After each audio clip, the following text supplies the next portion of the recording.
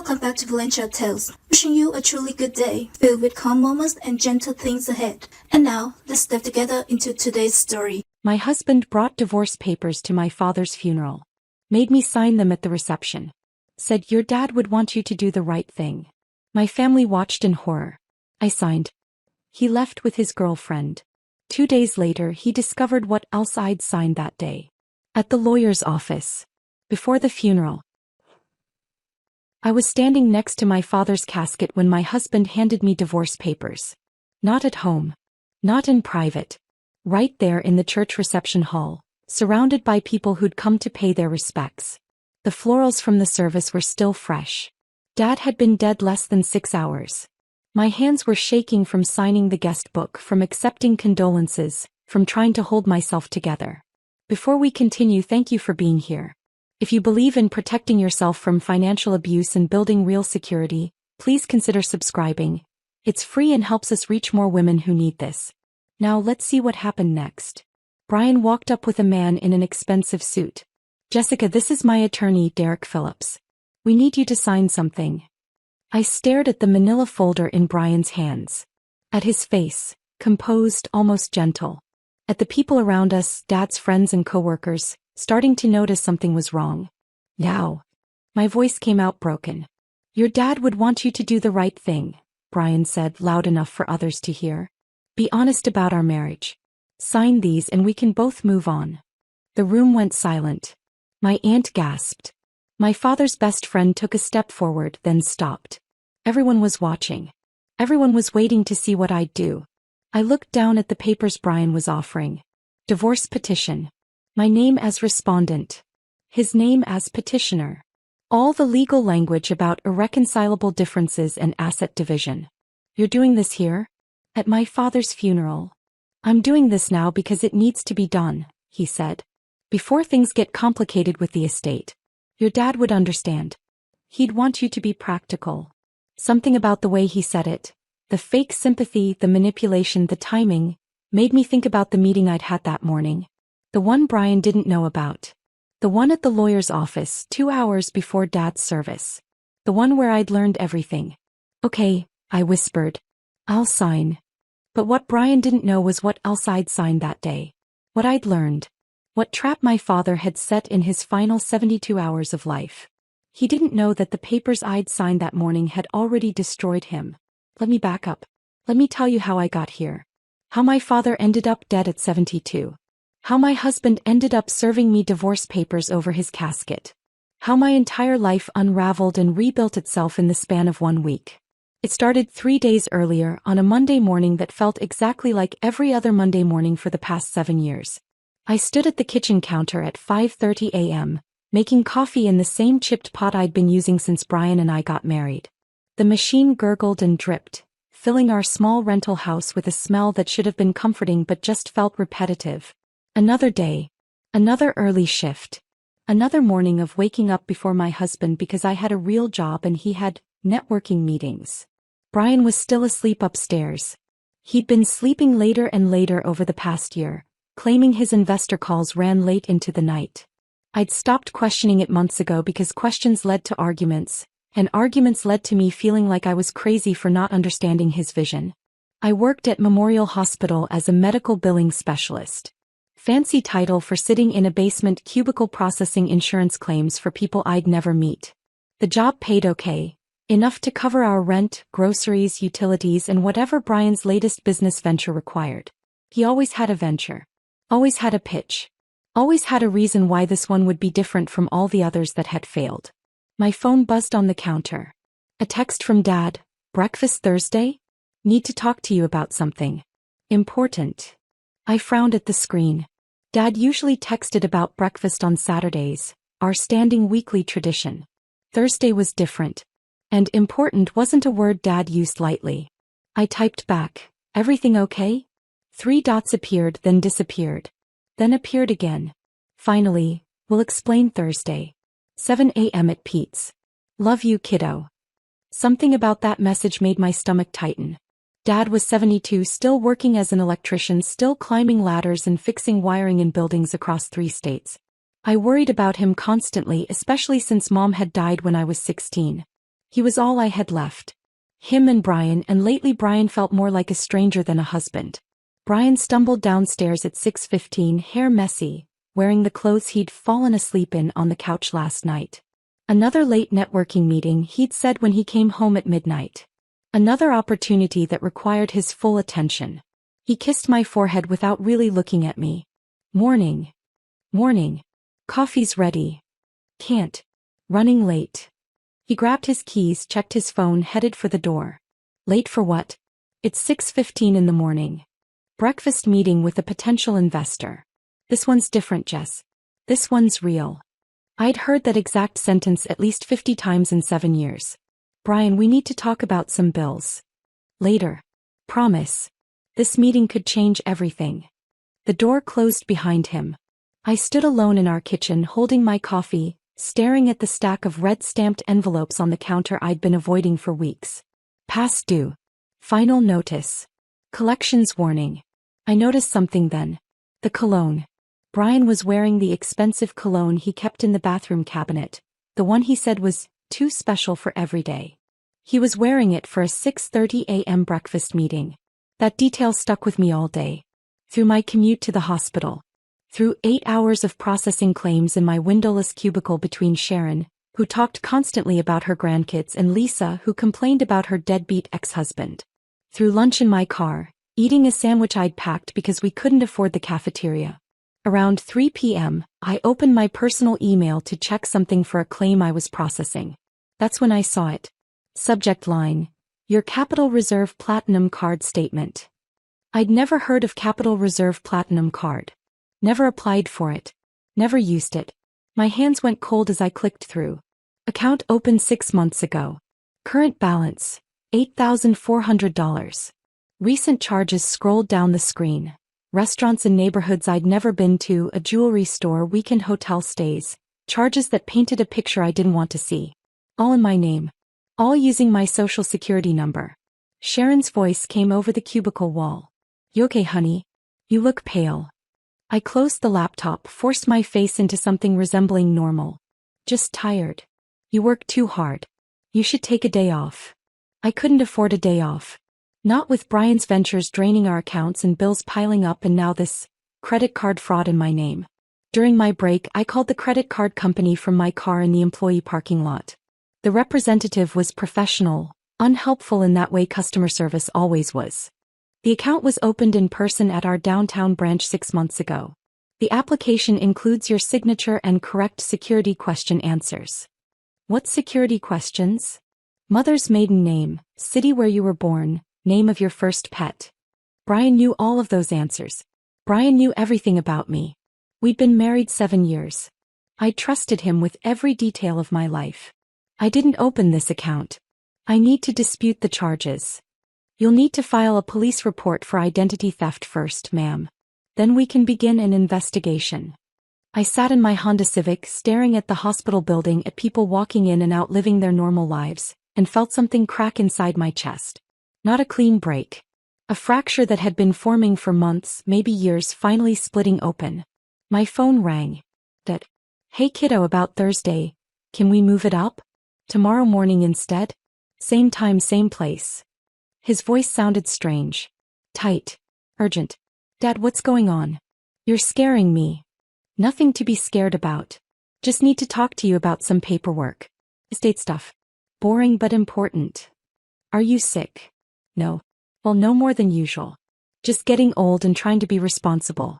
Thursday at 7 a.m. Pete's Breakfast Corner. Don't tell Brian. That last part stopped me. Why not? Just don't. Please. Trust me on this. He hung up before I could ask more questions. I drove home in a fog, my brain trying to connect dots I didn't want to see. The credit card fraud. Brian's late nights. The cologne this morning. Dad's urgent breakfast request and his warning not to tell Brian. When I walked into our rental house that evening, Brian was on the couch with his laptop, phone pressed to his ear. He hung up immediately when he saw me. Just an investor, he said quickly. Getting close on the tech startup thing. I set down my purse, looked at our living room. Second-hand furniture we'd bought when we first got married. Walls we couldn't paint because we were renting. Nothing permanent. Nothing that felt like home. I'd wanted to buy a house years ago, used Dad's advice about building equity, but Brian always had reasons to wait. Brian, I need to ask you something. Can it wait? I've got another call in 5 minutes. No. It can't wait. My voice came out harder than I'd intended. Do you know anything about a Capital Reserve credit card in my name? His face changed. Just for a second. A flash of something, guilt, calculation, fear, before he rearranged it into confusion. What? Well, why would I? Because someone opened an account with my information. My social security number, my mother's maiden name, everything. And there's $8,400 in charges I didn't make. He stood up, ran his hand through his hair. That's identity theft. We need to file a police report. The card was opened in person. With security questions only you or I would know the answers to. Jess, are you accusing me of something? I'm asking you a direct question. He moved closer, put his hands on my shoulders. The touch felt manipulative rather than comforting. You've been so stressed lately. Working those long hours, worrying about money. Is it possible you opened it and forgot? Maybe during one of those nights you couldn't sleep. The word appeared in my mind with perfect clarity. Gaslighting. I stepped back away from his hands. I didn't open it, Brian. Hey. Okay. He held up his hands like I was being unreasonable. I believe you. We'll figure it out. But right now I really do have this call I can't miss. It's with the Silicon Valley guy, the one who could actually fund the whole thing. Can we talk about this tonight? He grabbed his keys, his phone, his laptop. I'll be at the coffee shop. Better Wi-Fi for video calls. The door closed behind him. I stood alone in our rented house, surrounded by temporary furniture and unpaid bills and the growing certainty that my husband was lying to me about everything. I didn't sleep that night. Just lay in bed staring at the ceiling, listening to Brian come home at 11:30 p.m., listening to him undress in the dark, listening to him fall asleep while I counted all the small lies that had led to this moment. Thursday morning, I met Dad at Pete's Breakfast Corner at 7 a.m. The diner was a place we'd been going since I was a kid. Red vinyl booths, coffee in white ceramic mugs, waitresses who'd worked there for decades and knew everyone's orders by heart.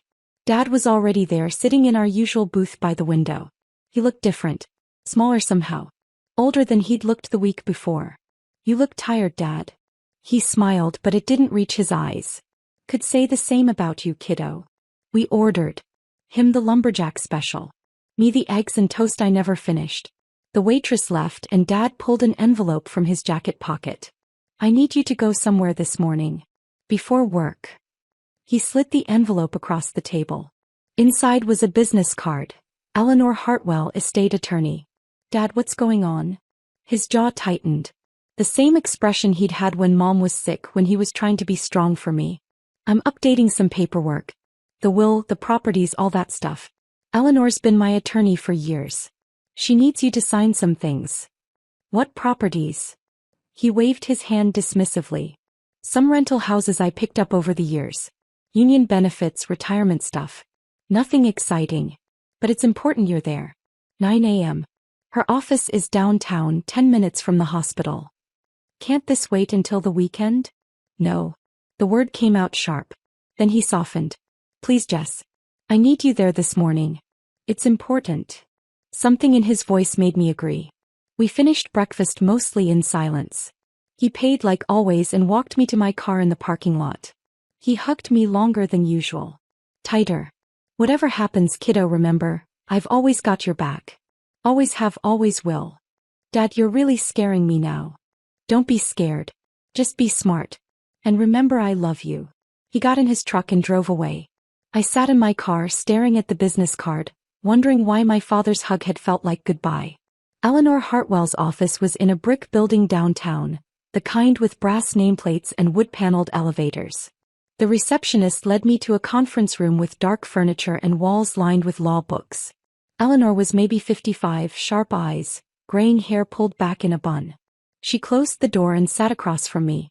Your father called me Monday evening, she said without preamble. He said it was urgent. Life or death urgent.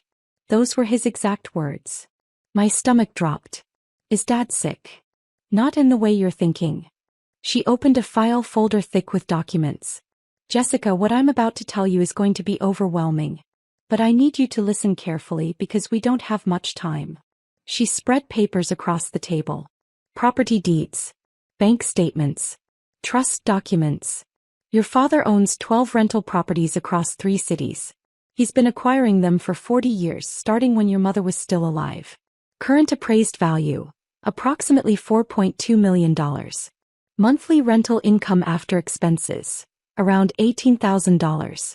Total estate value including life insurance and other assets, just over $5 million. The room tilted. That's impossible. Dad's an electrician. Your father is an electrician who invested every extra dollar he ever made into real estate. He kept it quiet, lived modestly, let everyone think he was just scraping by. He did it to protect what he'd built. She pulled out another document, this one newer, the paper still crisp. Monday afternoon your father came to this office extremely agitated. He showed me a text message on his phone. A photo of your husband with another woman. The message came from an unknown number. Your father said, and I quote, "That son of a bitch married my daughter for money she doesn't even know exists." The words hit me but didn't quite land. Brian was cheating. Dad had proof. Dad had known before I did. Your father spent Monday, Tuesday, and yesterday in this office, restructuring his entire estate. He created an irrevocable trust with you as sole beneficiary. Everything, all 12 properties, all rental income, life insurance, pension, savings, transferred into a trust that specifically excludes spousal claims under any circumstances. She pushed the documents toward me. As of yesterday at 3 p.m., you became the sole owner of your father's entire estate. The trust structure means even though you're married, Brian has no legal claim to any of it. It's protected from divorce settlements, bankruptcy, creditor claims, lawsuits. Everything. I don't understand. Why the rush? Why this week? Eleanor's expression softened. Because your father knew what was coming. He said Brian would try to serve you divorce papers soon, probably at a moment when you'd be vulnerable and emotional. He said, men like Brian always strike when they think they have the advantage. Your father wanted you protected before that happened. She handed me the final document, a sealed envelope with my name in Dad's handwriting. He made me promise to give you this after explaining the trust. He also recorded video testimony yesterday, documenting his mental capacity and his reasons for the trust structure. He was very thorough, Jessica. Whatever challenges come, this will hold up. My hands shook as I took the envelope. When did he finalize everything? Yesterday. Wednesday at 3 p.m. He signed the last papers, recorded his testimony, paid my retainer from his business account. He seemed. She paused. Relieved. Like he'd been carrying a tremendous weight and finally set it down. He shook my hand, thanked me for 40 years of legal service and said something strange, "Now I can rest." My phone rang. Brian. I stared at his name on the screen, unable to move. Eleanor reached across the table. Jessica, I received a call at 6 a.m. this morning from a Detective Morrison with the county sheriff's office. Your father had a massive heart attack last night in his sleep. The paramedics couldn't revive him. I'm so sorry. The conference room disappeared. Sound became muffled. My father was dead. Dad was gone. And in his final 72 hours he'd somehow known it was coming, known what Brian was planning, known exactly what needed to be done to protect me. That's how I ended up here. Standing next to my father's casket in a church reception hall. Watching my husband hand me divorce papers with Dad's friends looking on in horror. Preparing to sign documents that Brian thought would give him half of an estate he didn't know I already owned. Preparing to spring the trap my father had built in his last 3 days of life. Derek Phillips followed us to a small Sunday school classroom upstairs, away from the reception. Children's drawings covered the walls. Noah's Ark, Jesus with lambs, bright crayons on construction paper. Tiny chairs were stacked in the corner. The room smelled like old books and glue sticks. He closed the door, opened his leather folder with practiced efficiency. Mrs. Morrison, I represent your husband in a personal legal matter. Given the timing of your father's passing and the need for clarity regarding estate proceedings, Mr. Morrison has asked me to present you with these documents today. He pulled out papers, set them on a child-sized table. Divorce petition. State of Oregon. Petitioner, Brian James Morrison. Respondent, Jessica Marie Morrison. My aunt's face appeared in the small window of the classroom door. She looked horrified, mouthing words I couldn't hear. Other faces joined hers. Dad's coworkers, neighbors, people who'd come to honor my father and were now witnessing this. You want me to sign divorce papers right now? While my father's body is downstairs. Brian's voice went soft, manipulative. Jess, I know the timing is terrible. But your dad would want you to be honest. About us. About our marriage. We've been unhappy for years. You know that. I stared at him. At this man who'd slept beside me for 7 years. Who I'd supported through every failed venture. Who'd kissed my forehead this morning before the funeral and told me he'd be there for me through everything. The easy way or the hard way? Derek interjected. Easy. You sign today, we file uncontested, divide assets equally, nobody fights. Clean and simple. Hard way. Contested divorce, years of litigation, your father's estate frozen during proceedings. Expensive and painful for everyone involved. Brian stepped closer, lowered his voice like we were the only people in the room. I don't want to hurt you more than you're already hurting. Sign these, we both walk away, we both start over. Your dad was practical. He'd understand. The faces in the window multiplied. I could see Maria from Dad's duplex. Curtis from the Morrison Street building. People Dad had helped for decades, watching his daughter get ambushed at his funeral. I thought about that morning. About Eleanor's office. About the documents I'd signed at 7 a.m., 2 hours before the service started. About the empire I'd learned existed while Dad's body was still at the morgue. Okay, I whispered. Where do I sign? Relief flooded Brian's face. Derek pulled out a pen, showed me the signature lines. Initial here. Sign there. Date this page. My hand shook. Real tears now, because my father was really dead and this marriage was really over, and I was signing papers in a Sunday school classroom while people watched through the window like this was some kind of horrible theater. I signed Jessica Morrison 4 times. Derek witnessed each one, dated them, collected everything back into his folder. I'll file these Monday morning. You'll receive confirmation within the week. Brian actually hugged me.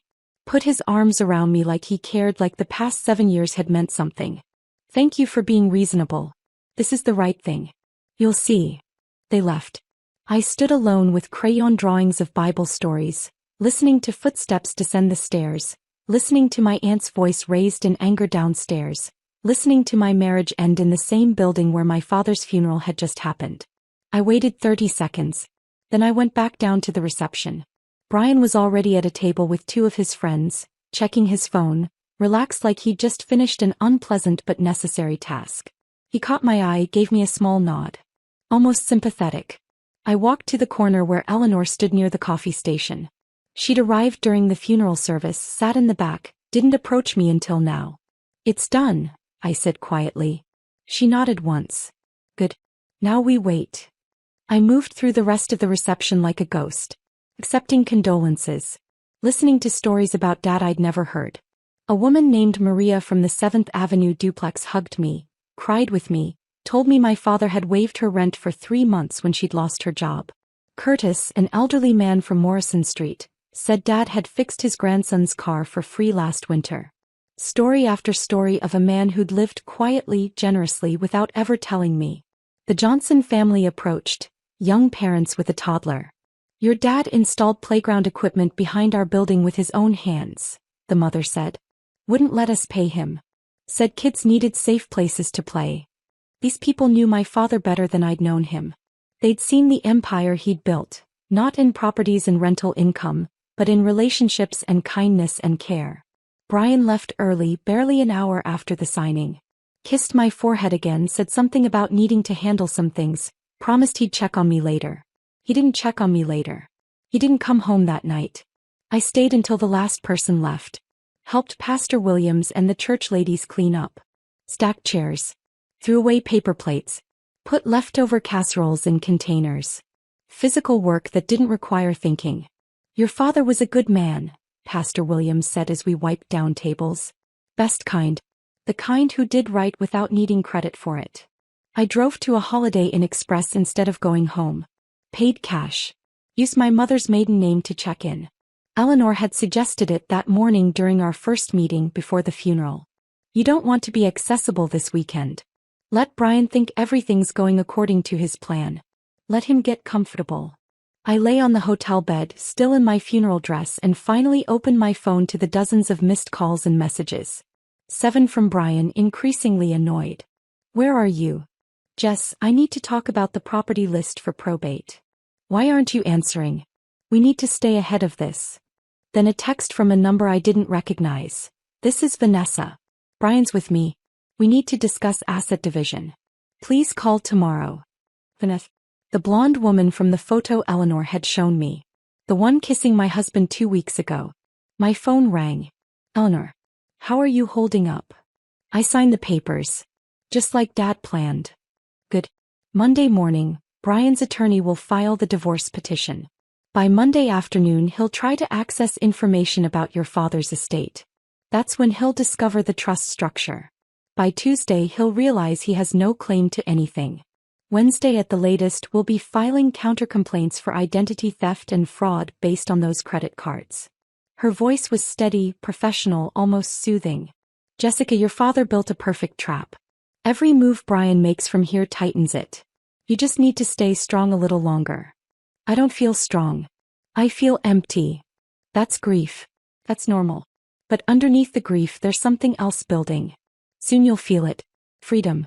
Clarity. Strength you didn't know you had. After we hung up, I pulled out Dad's letter again. Read it for the 5th time since that morning. I'm giving you freedom. Freedom from a man who never deserved you. The postscript caught my attention. The commercial property on 4th Street? That's the one I leased to Brian 3 years ago below market rate, trying to give him a chance. Check with the property management company. I opened my laptop, searched my email for anything about 4th Street. Found an old message from 3 years ago, Dad forwarding me Brian's business plan for an electrical supply store.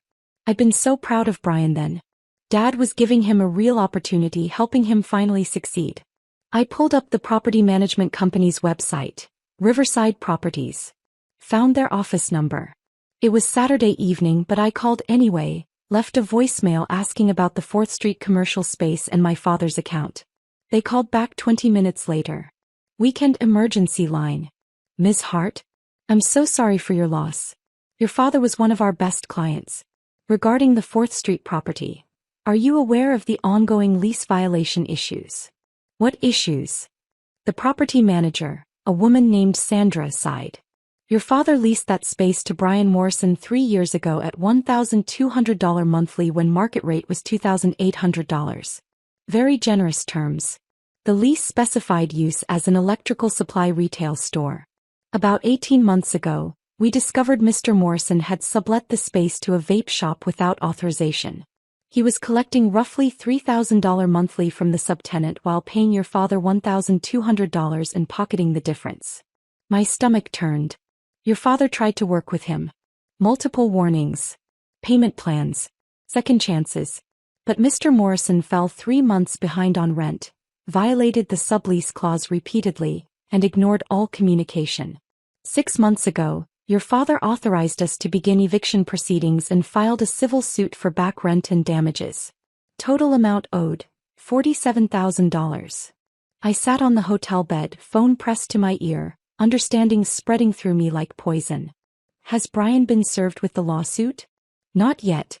The papers were supposed to be delivered this week, but given your father's passing we held them out of respect.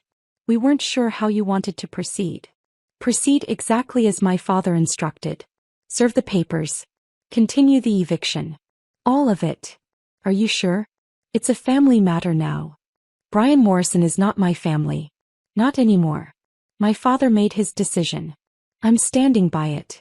After hanging up, I sat in that generic hotel room with its beige walls and mass-produced art, and felt something shift inside me. Not grief anymore. Not shock. Something colder. Harder. Brian hadn't just cheated on me. He'd stolen from my father. Lied about his business failing when actually he'd been committing fraud. Used Dad's generosity as another revenue stream while crying poverty at home. Dad had known. For 6 months, Dad had known and said nothing to me. Building his case. Documenting everything. Protecting me the only way he knew how. I texted Eleanor, the 4th Street property. Dad leased it to Brian. He's been defrauding Dad for 18 months. There's a lawsuit pending. Can we use this? Her response came immediately. Yes. That's fraud, breach of contract, and evidence of character. Adds weight to everything else. Your father was meticulous, Jessica. Every piece matters. Sunday morning I woke early in that hotel room. Couldn't go home. Couldn't face the house I'd shared with Brian. Instead, I drove to the first property on Eleanor's list. The duplex on 7th Avenue where Maria lived. The building was small but well-maintained. 2 units, flower boxes on the windows, a neat lawn someone clearly cared for. Dad's old truck was still parked in the small lot behind it, work tools visible through the rear window.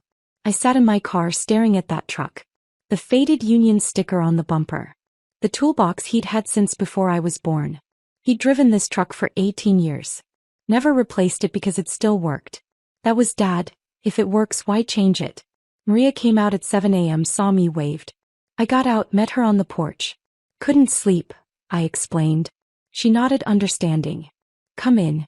Coffee's on. Her duplex was small but loved. Plants everywhere. Photos of grandchildren. A life built in a space my father had provided. I've been here 19 years, Maria said, pouring coffee into mugs with cats on them. Since my divorce. Your father gave me this place when I had 2 kids, no job and nowhere to go. First month free. Security deposit waived. He said, pay when you can. Family takes care of family. She showed me a folder she'd kept. Every rent receipt for 19 years, never late, always including a handwritten thank you note.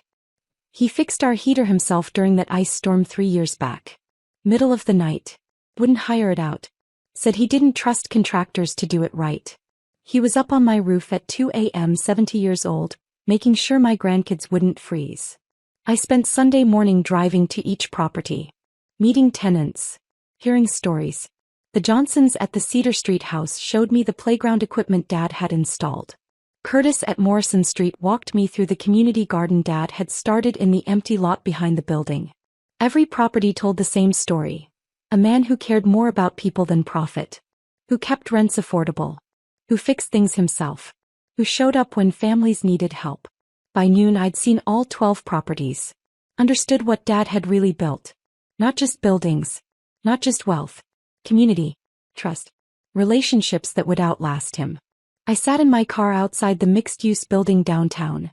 The one with the empty apartment on the 2nd floor that Eleanor said was mine if I wanted it, and felt my phone buzz. Brian. Frantic. Where the hell are you? I've been calling all day. What do you need, Brian? I got a copy of your dad's will from county records. Did you know he owned 12 buildings? I knew he had some properties. Some? Jessica, we're talking millions. And according to this, it's all in your name. But we're married, which means it's marital property. We split it. That's how this works. I let the silence stretch. Is that why you served me divorce papers yesterday? At my father's funeral? So you could claim half of what he built. That's not, Jess, you're upset. Come home. Let's talk about this calmly. I'm not coming home. Consider those papers I signed my agreement. We're done. You can't just, we need to settle the assets. The estate goes through probate. I have rights. What rights, Brian? He hung up.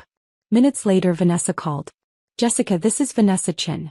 I'm a real estate professional and a friend of Brian's. He's asked me to help facilitate asset division discussions. I think we should meet with attorneys to ensure everything's handled fairly. Her voice was smooth, practiced like she'd done this before. These properties need management. Brian has expressed interest in taking over several units as part of his settlement share. Brian has no settlement share. But thank you for calling. I hung up. Sat in my car. Watched people walk past on the downtown sidewalk, living their normal Sunday lives, having no idea that my entire world had exploded and rebuilt itself in 72 hours. My father had died knowing what Brian was. Had spent his last days protecting me from it. Had built a trap so perfect that Brian was already walking into it without knowing. And I was going to watch every single step. Monday morning I sat in Eleanor's office again. The space felt different now, less like a place where bad news got delivered and more like a war room. She'd been working all weekend. Files covered the conference table, organized by property, by date, by type of documentation. Coffee? She offered, pouring from a carafe without waiting for my answer. I took the mug, grateful for something to hold. I hadn't slept in the hotel Sunday night. Just lay there replaying Brian's voice on the phone, the way he'd gone straight to the money, the way Vanessa had called like she had any right to speak to me. We're starting with the commercial property on 4th Street, Eleanor said, pulling out the thickest folder. The one your father leased to Brian. I'd almost forgotten about Dad's postscript. Almost. Eleanor opened her laptop, angled it so I could see the screen. Email exchanges between Dad and Riverside Properties, the management company. The messages started 3 years ago, friendly and optimistic. Jason Hart leasing 2,400 square feet to son-in-law Brian Morrison for electrical supply store. Below market rate approved. $1,200 per month when market rate is $2,800. Lease term, 3 years with option to renew. Dad had believed in Brian once. Had given him a real opportunity, not just talked about it. Had cut the rent by more than half to give him a fighting chance. I scrolled through more emails. The tone shifted around 18 months ago. Jason, need to discuss 4th Street property. Tenant has sublet space to retail vape shop without authorization per lease agreement. Lease specifies electrical supply store only. Please advise. Dad's response, I'll talk to Brian. He probably needed extra income to get through the startup phase. I'll have him correct it. More emails. More promises from Brian that Eleanor showed me in forwarded messages. Getting the vape shop out this month, I swear. Just need another few weeks to transition. The electrical supply business is picking up. Won't need the sublease much longer. Wise. All wise. 6 months ago, the property manager's tone changed completely. Jason, we need to discuss lease termination. Tenant is 3 months behind on rent. Sublease continues despite multiple violations. Neighboring businesses complaining about increased foot traffic and loitering. The vape shop is causing problems we can't ignore. Your call on how to proceed, but this situation isn't sustainable. Dad's response was dated 3 days before he changed his will. Proceed with eviction. File necessary paperwork. I made a mistake trusting this man. Document everything for legal purposes. Eleanor closed the laptop. Your father discovered Brian was collecting roughly $3,000 monthly from the vape shop subtenant. He paid your father $1,200, pocketed the $1,800 difference, and told both of you the business was struggling. My hands tightened around the coffee mug. For how long? 18 months. Total amount Brian owes your father in back rent, unpaid utilities, property damages, and lease violations. $47,000. Your father filed a civil suit 2 weeks ago. Brian hasn't been served yet. The papers were scheduled for delivery this week, but the process server held them after your father died, waiting for instruction from the estate.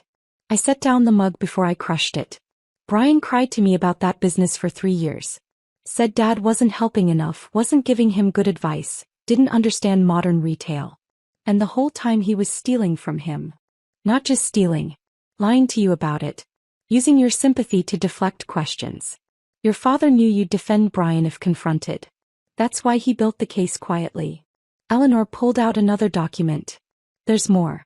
I've been trying to trace that text message your father received. The photo of Brian and the woman. This morning I found the source. She showed me a website on her phone. Marcus Chin, private investigator. Licensed in Oregon, Washington, and California. Specializing in matrimonial investigations, surveillance, and background checks. The number belongs to him. I called. He wants to meet with you. Today if you're ready. A private investigator sent my father that photo? Yes. And I think you need to hear why. 2 hours later, I sat in a cramped office above a Chinese restaurant in a part of downtown I'd never been to. The building smelled like ginger and soy sauce. The stairway was narrow, walls covered in peeling paint. Marcus Chen's office was on the 3rd floor, a single room with a desk, filing cabinets, and windows that looked out onto a parking lot. Marcus was maybe 40, Asian with tired eyes and the kind of face that had seen too much of people's worst moments. Evidence folders were stacked on every available surface. Filing cabinets, shelves, the floor. He gestured to the only other chair in the room. Sit. Want tea? No. I want to know why you sent my father that photo. He nodded, appreciating the directness. Your father didn't hire me. I contacted him. Let me show you why.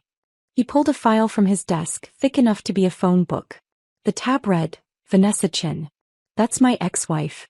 Was my wife. Divorce finalized 2 months ago after a year of hell. He opened the file. Surveillance photos spilled out. A blonde woman, polished and professional, meeting various men at restaurants, hotels, parking garages. Some photos were dated, time-stamped, annotated with locations. Vanessa's a real estate agent. Successful. Makes good money. She's also a serial cheater and, I discovered too late, a con artist. I started tracking her last year when I realized our marriage was falling apart and I didn't understand why. He pulled out a specific set of photos. Vanessa with Brian. Meeting at a coffee shop. At a restaurant. Outside a hotel. The progression was obvious. Strangers to acquaintances to something more. I followed her to a property showing 18 months ago. One of those open houses for a commercial space downtown. Your husband was there pretending to be a potential buyer. They talked for an hour. I watched the chemistry develop. Marcus's voice was flat, professionally detached, but I heard the pain underneath. I documented their affair for 6 months. Watched it develop from flirtation to regular meetings to hotel rooms. Standard cheating, I thought. Until I found files on her laptop. He turned his computer screen toward me. Spreadsheets. Property records. Public documents showing Dad's real estate holdings. Vanessa researches her targets. She knew exactly who Brian was married to. She pulled county property records, found your father's holdings, calculated their approximate value. She cultivated Brian deliberately. Not because she loved him. Because she wanted access to your inheritance. My throat went dry. She knew about Dad's properties before Brian did? Real estate agents have access to public records most people don't know how to search. She found every property your father owned, traced the acquisition history, estimated current values. She knew you were sitting on millions and didn't know it. She saw Brian as her way in. I thought about Vanessa's phone call Sunday. How smooth she'd sounded. How professional. How she'd positioned herself as a neutral third party trying to help. Why tell my father? Why not me? Marcus leaned back in his chair. Bez, I saw you once. Last summer. You were picking Brian up from a restaurant where he was meeting Vanessa. Both of them lied, told you and me they were meeting other people. You looked exhausted. Confused. Like you were trying to hold something together that was already broken. You looked exactly how I felt. He pulled out more files. I thought about warning you directly. Showing up, explaining everything. But I've been a PI for 15 years. I've learned that affair victims don't believe strangers. They make excuses. They defend their partners. They need proof from someone they trust. So you sent the photo to Dad. I sent it to your father because parents see clearly when spouses are blind. I hoped he'd talk to you, show you the truth, help you leave before Vanessa and Brian could execute their plan. What plan? Marcus pulled up audio files on his laptop. This is where it gets worse. I installed a recording device in Vanessa's car during our separation. Oregon's a one-party consent state, and since it was marital property, it was legal. She didn't know. He pressed play.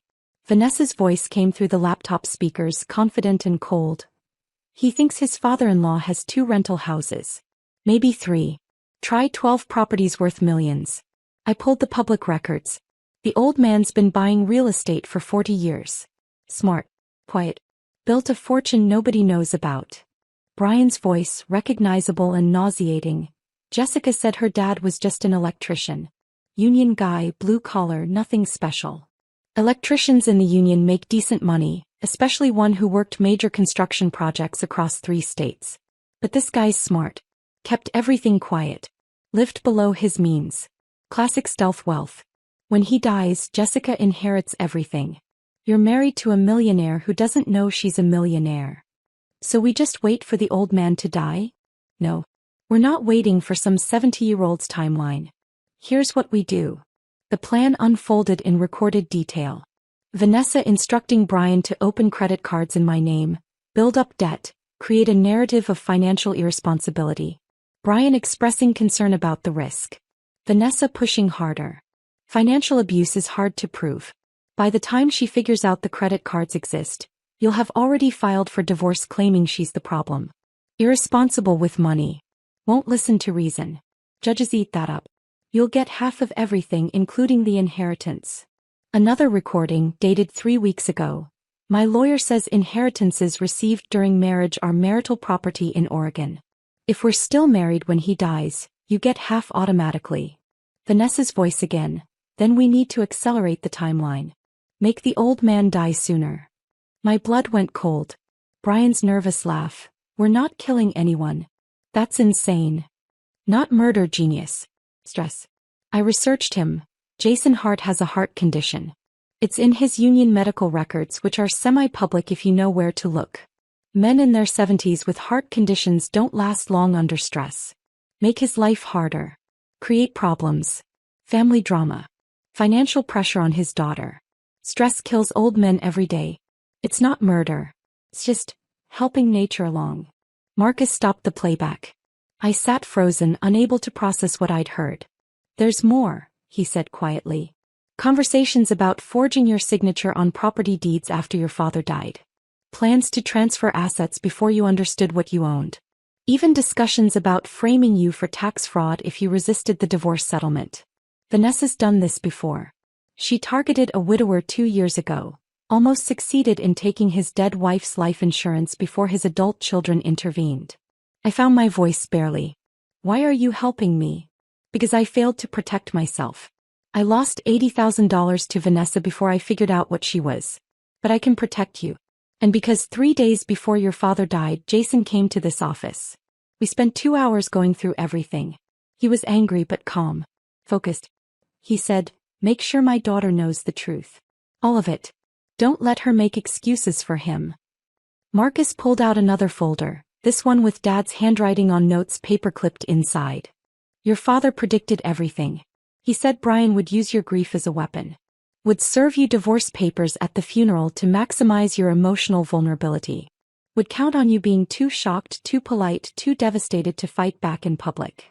He showed me documents. Divorce papers pre-filed in my name, dated 3 days before Dad died.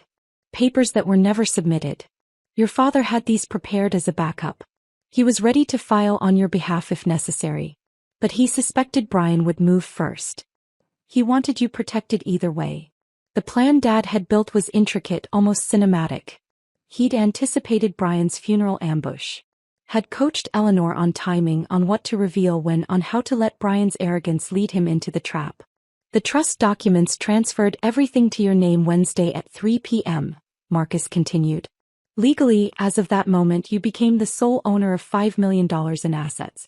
The trust structure means even though you're married, Brian has zero claim. It's protected from divorce, bankruptcy, lawsuits, creditors, everything. He pulled out surveillance photos from the past week. Brian meeting with his attorney Derek Phillips. Brian with Vanessa at a coffee shop reviewing documents. Brian at a print shop, making copies of what were obviously legal papers. He served you at the funeral exactly as your father predicted. Vanessa coached him. She called it poetic justice in one of the recordings. They thought you'd sign anything while grieving. Thought your family would be too horrified to intervene in a public setting. Marcus met my eyes. Your father set a perfect trap. Brian walked right into it. The question now is what happens next. What does happen next? Monday, today, Brian's attorney files the divorce petition. By this afternoon he'll try to access information about your father's estate for asset division. That's when he discovers the trust. By tomorrow he'll realize he has no claim to anything. By Wednesday we'll be filing criminal complaints for identity theft and fraud. And by the end of the week Brian and Vanessa will both be facing charges. I looked at the folders, the recordings, the evidence of 18 months of conspiracy against me. My father did all this in 3 days? No. Your father had been documenting Brian's failures for years. Little things. Financial red flags. Behavioral patterns. The commercial property fraud. He just didn't put the pieces together until I sent that photo Monday. Then everything clicked into place. He spent 72 hours building the legal framework to protect you from what he knew was coming. I sat back in that cramped office above the Chinese restaurant, surrounded by evidence of my husband's betrayal, and felt something shift inside me. Dad had known he was dying. I was sure of it now. The urgency, the thoroughness, the way he'd said goodbye at breakfast Thursday morning without saying the words. He tied up every loose end in 72 hours because he'd known he didn't have more time. And he'd spent those final hours protecting me. I left Marcus's office Friday afternoon with a flash drive containing every recording, every surveillance photo, every piece of evidence he'd compiled over 18 months. The weight of it in my pocket felt heavier than it should have. "Tomorrow's going to be hard," Marcus said at the door. "Harder than you think. You'll see Brian playing the grieving son-in-law. You'll watch him perform sympathy he doesn't feel. Just remember, your father knew this was coming. He prepared you for it." Saturday morning arrived too fast. I woke at 5 a.m. in the hotel room, put on the black dress I'd bought Thursday afternoon in a fog, and drove to St. Mark's Church an hour before the service started. The building smelled like lilies and furniture polish, exactly like it had 16 years ago when we'd buried Mom in this same sanctuary. I'd requested the same church deliberately. Dad would have wanted it. Some kind of full circle. I stood alone in front of Dad's closed casket, the reality of it finally hitting me. He was in there. My father. The man who'd raised me alone after Mom died. Who'd worked overtime for years to pay for my college. Who'd built an empire in silence to protect me from men like Brian. Gone. The funeral director, Mr. Patterson, had asked Thursday if I wanted a viewing. "Some families find it brings closure," he'd said gently. I'd said no immediately. I wanted to remember Dad in his work clothes with electrical tape on his belt. Smiling over breakfast at Pete's. Alive and solid and real. Not whatever was in that casket. People started arriving around 8:30. Electricians from Local 48, Dad's union, wearing their pins-on dark suits. Men with weathered hands and respectful faces who'd worked alongside him for decades. They approached me one by one, shaking my hand, sharing brief stories. "Your dad saved my life on a job in '98, one man said. "Saw a wiring problem nobody else caught. I'd be dead if he hadn't." Neighbors from Dad's street came next. The woman who lived 2 doors down, the family across the street, the teenager who mowed Dad's lawn every summer. Then people I didn't recognize at all. A small woman approached me, maybe 60, with kind eyes and rough hands. "You're Jessica. Your father talked about you constantly. Showed me pictures. I'm Maria. I rent the duplex on 7th Avenue. Been there 19 years come October." He hugged me like family. "Your daddy saved my life when I had nothing. I was divorced, 2 kids, no job. He gave me that apartment, first month free, said, pay when you can." He was family to me. More than family. An elderly black man introduced himself next. "Curtis, from the Morrison Street building." His voice was deep and warm. "Your father fixed my granddaughter's car last winter. Wouldn't take a dime. Said he couldn't stand seeing her take the bus in the cold." That's who Jason was. The Johnsons came over. A young couple, maybe 30 years old, with a toddler. "We rent the house on Cedar Street," the husband said. "Your dad installed a whole playground set in the backyard for Emma here. Did it himself over a weekend. Wouldn't hear of us paying. Said kids need safe places to play." Story after story. Tenant after tenant. People whose lives Dad had touched in ways he'd never mentioned to me. "Your father wasn't just a landlord," Maria said, squeezing my hand again. "He was community. He was family. He made us feel like we mattered." The church filled steadily. By 9:45, there were maybe 200 people in the pews. I'd expected 50, maybe 75. Instead, the sanctuary was packed with lives my father had impacted. Brian arrived at 9:50, 10 minutes before the service started. He wore a suit I'd never seen before. Charcoal gray, expensive fabric, tailored fit. We couldn't afford that suit. Not on my salary. Not with the debts he'd racked up. But I knew where he'd gotten it now. Vanessa had probably picked it out. Probably paid for it with money she'd conned from someone else. He slid into the front pew beside me, didn't hold my hand, didn't ask how I was doing. His leg bounced with nervous energy. His phone was in his hand, screen lighting up every few seconds with text he tried to hide. "You okay?" he whispered as the organ started playing. I nodded because speaking felt impossible. He hadn't asked about the will. Hadn't asked about my feelings. Hadn't asked what he could do to help. He'd just shown up, playing the role of supportive husband for an audience that didn't know our marriage had been dead for years. Pastor Williams delivered the eulogy. He'd known Dad since I was a kid, had presided over Mom's funeral, had watched our family shrink from 3 to 2. Jason Hart was a man who believed in building things that lasted. Pastor Williams said, his voice carrying to every corner of the sanctuary. Not just buildings, though he built those too, but community, trust, relationships. He believed in taking care of people not because it benefited him but because it was right. He told stories I'd never heard. About Dad quietly paying for a church member's medical bills. About Dad showing up to help rebuild a neighbor's fence after a storm. About Dad mentoring young electricians who struggled with the technical aspects of the trade. Jason worked until the day he died because work gave him purpose. But his real purpose was his daughter. Everything he did, every choice he made, was to ensure Jessica would be taken care of. That's a father's love in its purest form. I felt Brian shift beside me, checking his phone again under the cover of the hymnal. The service ended. We filed out to the church basement for the reception. Exactly the kind of gathering Dad would have wanted. No fancy catering. No expensive arrangements. Just folding tables covered in casseroles and sandwich trays brought by church members. Coffee in big industrial percolators. Paper plates and plastic forks. Simple. Practical. I stood near a memory board I'd put together Friday evening. Photos of Dad through the years. Dad and Mom on their wedding day. Dad holding baby me in the hospital. Dad at my high school graduation. Dad in his work truck, smiling, covered in sawdust from some project. The line of people wanting to express condolences seemed endless. Marcus showed up around noon, standing at the back of the basement near the coffee station. We'd agreed he'd attend, be a witness, be ready for whatever Brian tried. He caught my eye once, nodded. A silent message. I'm here. Brian brought me a plate of food I couldn't imagine eating. You should sit down. You look exhausted. I was exhausted.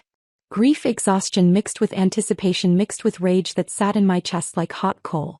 I'm okay. We should talk about next steps soon. The estate stuff. I've been thinking about how to handle the probate filing. Jessica Morrison? A man I didn't recognize approached. Late 40s, expensive suit, leather folder tucked under his arm. Professional haircut. Confident posture. Yes. I'm Derek Phillips, attorney. I'm so sorry for your loss. He glanced at Brian, some unspoken communication passing between them. Could I speak with you both privately? It will only take a moment.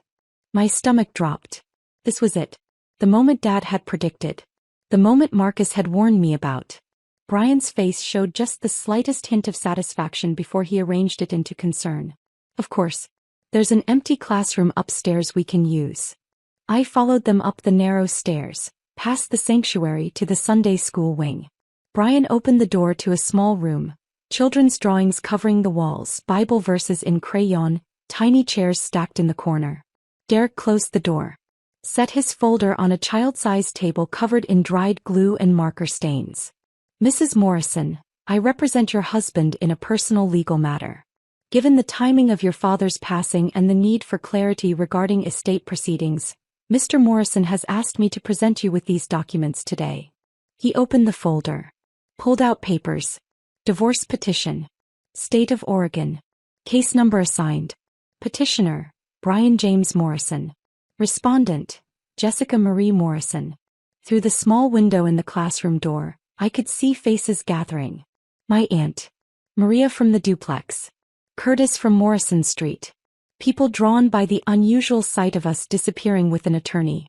You're serving me with divorce papers? My voice came out broken, which wasn't hard to fake. Today, at my father's funeral. Derek shifted uncomfortably. I advised against the timing, Mrs. Morrison. However, my client insisted that given the inheritance situation and your father's estate likely entering probate, clarity on marital assets was time-sensitive. Brian stepped forward, his voice dropping into that gentle, manipulative tone I'd learned to hate. Jess, I know this is horrible timing. I know how it looks. But your dad would want you to do the right thing. He'd want you to be honest about our marriage. We've been unhappy for years. You know that. I stared at him. At this man I'd shared a bed with for 7 years. Who I'd supported through every failed venture. Who I'd defended when Dad expressed doubts. We can do this the easy way or the hard way, Brian continued. Easy way. You sign today, acknowledge receipt, we file uncontested, split everything 50-50. Your dad's properties go through probate, get divided, nobody fights. Quick, clean, done. We both move on with our lives. And the hard way, Derek answered, his tone professionally neutral. Contested divorce. Years of litigation. Legal fees mounting on both sides. Your father's estate frozen during proceedings, costing money in attorney fees and court costs. Painful for everyone involved. Brian moved closer, put his hand on my shoulder. Through the door window, I saw my aunt's face go pale with shock. I don't want to make this harder than it already is, Brian said. I don't want to hurt you more than you're already hurting. Sign the papers now. Grieve your dad without this hanging over you. Deal with the legal details later when you're thinking more clearly. I promise I'll make this as painless as possible. The eagerness in his voice was barely hidden under the fake compassion. He thought he was winning. Thought he'd timed this perfectly. Thought I'd sign anything while grief-stricken and surrounded by witnesses who'd pressure me not to make a scene. I thought about Dad's letter. About Marcus's recordings. About Vanessa's voice on that audio file saying, "Make the old man die sooner." "Okay," I whispered. "Where do I sign?" Brian's relief was visible. His shoulders relaxed. A small smile touched his lips before he caught himself. Derek laid the papers out on the tiny table, showed me signature lines. Initial here, here, and here. Sign at the bottom. Date this page. My hand shook as I picked up the pen. Real tears now, because my father really was dead and this marriage really was over, and I was standing in a Sunday school classroom signing divorce papers while children's drawings of Noah's Ark looked down at me. I signed Jessica Morrison 4 times. Derek witnessed each signature, added his own name, dated everything with careful precision. "I'll file these Monday morning first thing," he said, collecting papers back into his folder. "You'll receive official confirmation within 7 to 10 business days. If you have questions, your attorney can contact my office." Brian actually hugged me, pulled me against his chest like he cared. Like the past 7 years had meant something. Like he was sad this was ending. "Thank you for being reasonable," he said into my hair. "This is the right thing. We'll both be happier this way." They left the room. I stood alone with crayon drawings of Bible stories and the smell of old glue, counting to 30 in my head. Then I returned to the reception. Brian was already at a table with 2 of his friends, his body language relaxed, phone out, typing away. Probably texting Vanessa. Probably celebrating. I walked to Marcus, who'd watched everything from his position by the coffee. "It's done," I said quietly. He nodded. Phase 1 complete. Now we wait. Eleanor had arrived during the service, sitting in the back. She caught my eye from across the room. A small nod. He understood. The trap was set. The prey had walked right in. Now we waited for him to realize the jaws were closing.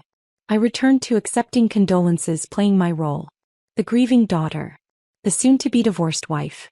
The woman who'd just signed papers at her father's funeral because she was too emotionally destroyed to fight. Maria hugged me tight. "Your father loved you so much, honey. Whatever you're going through, you're not alone.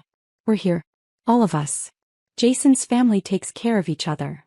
Curtis nodded, his voice firm. "Your daddy took care of us for decades. Now we take care of his daughter. That's how this works. That's what family means." I cried again, real tears, because these strangers, these tenants I'd just met, were offering more genuine support than my husband had in years. Brian left the reception at 2 p.m., barely 90 minutes after serving me divorce papers. He kissed my forehead like we were still married, like nothing had changed. "I've got some things to handle. Take your time here. I'll check on you later." He didn't check on me later. He didn't come home that night. He disappeared into whatever life he was building with Vanessa, thinking he'd just secured his claim to millions. I stayed until the last person left. Helped the church ladies clean up. Stacked chairs. Collected casserole dishes to return to their owners. Swept floors.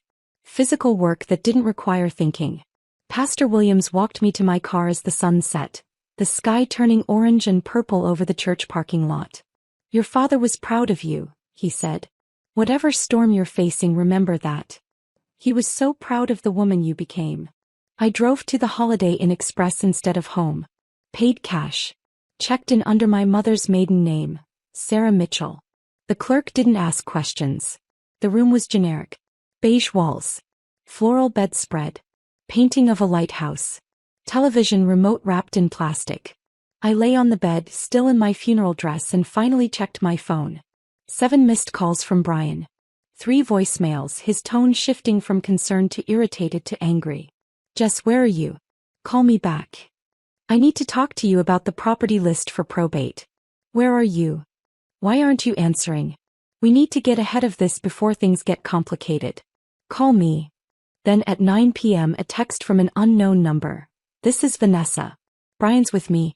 We need to discuss asset division. Please call tomorrow so we can handle this professionally. My phone rang. Eleanor. How are you holding up? I signed. Just like Dad planned. Good. Monday morning, Derek Phillips files the divorce petition with the county. By Monday afternoon he'll start discovery process, requesting estate information. That's when he contacts me as the estate attorney. That's when Brian discovers the trust. Her voice was steady, almost soothing. By Tuesday Brian realizes he has no claim to anything. By Wednesday we're filing countercomplaints for identity theft and fraud. Marcus submits his evidence to the district attorney Monday morning. The recordings, the surveillance, the conspiracy documentation. All of it. She paused. Jessica, your father built a perfect trap. Every move Brian makes from here tightens it.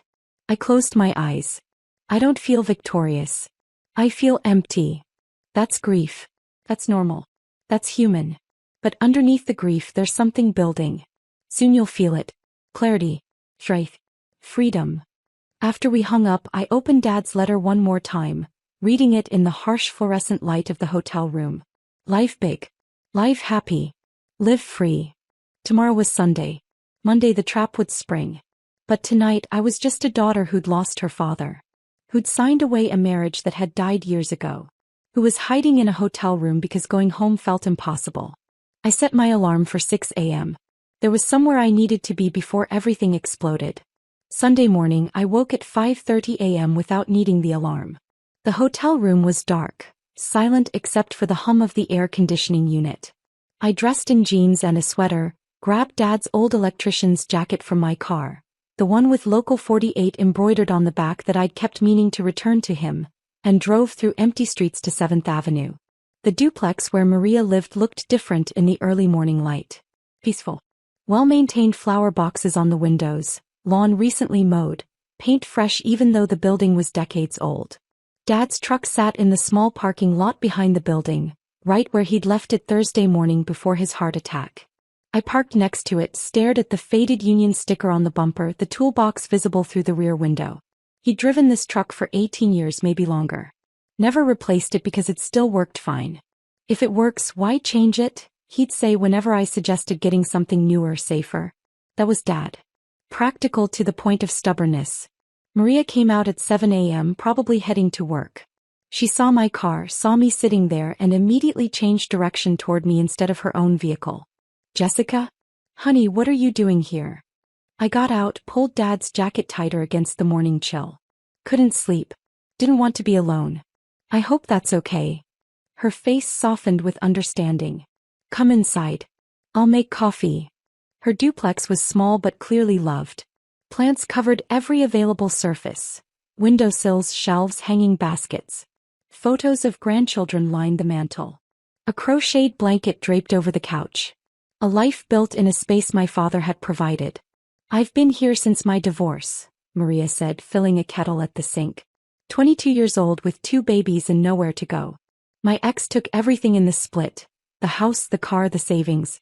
Left me with nothing but child support he never paid. He pulled out mugs with cats on them. Your father showed me this place on a Tuesday afternoon. I told him I couldn't afford first month, last month, and deposit.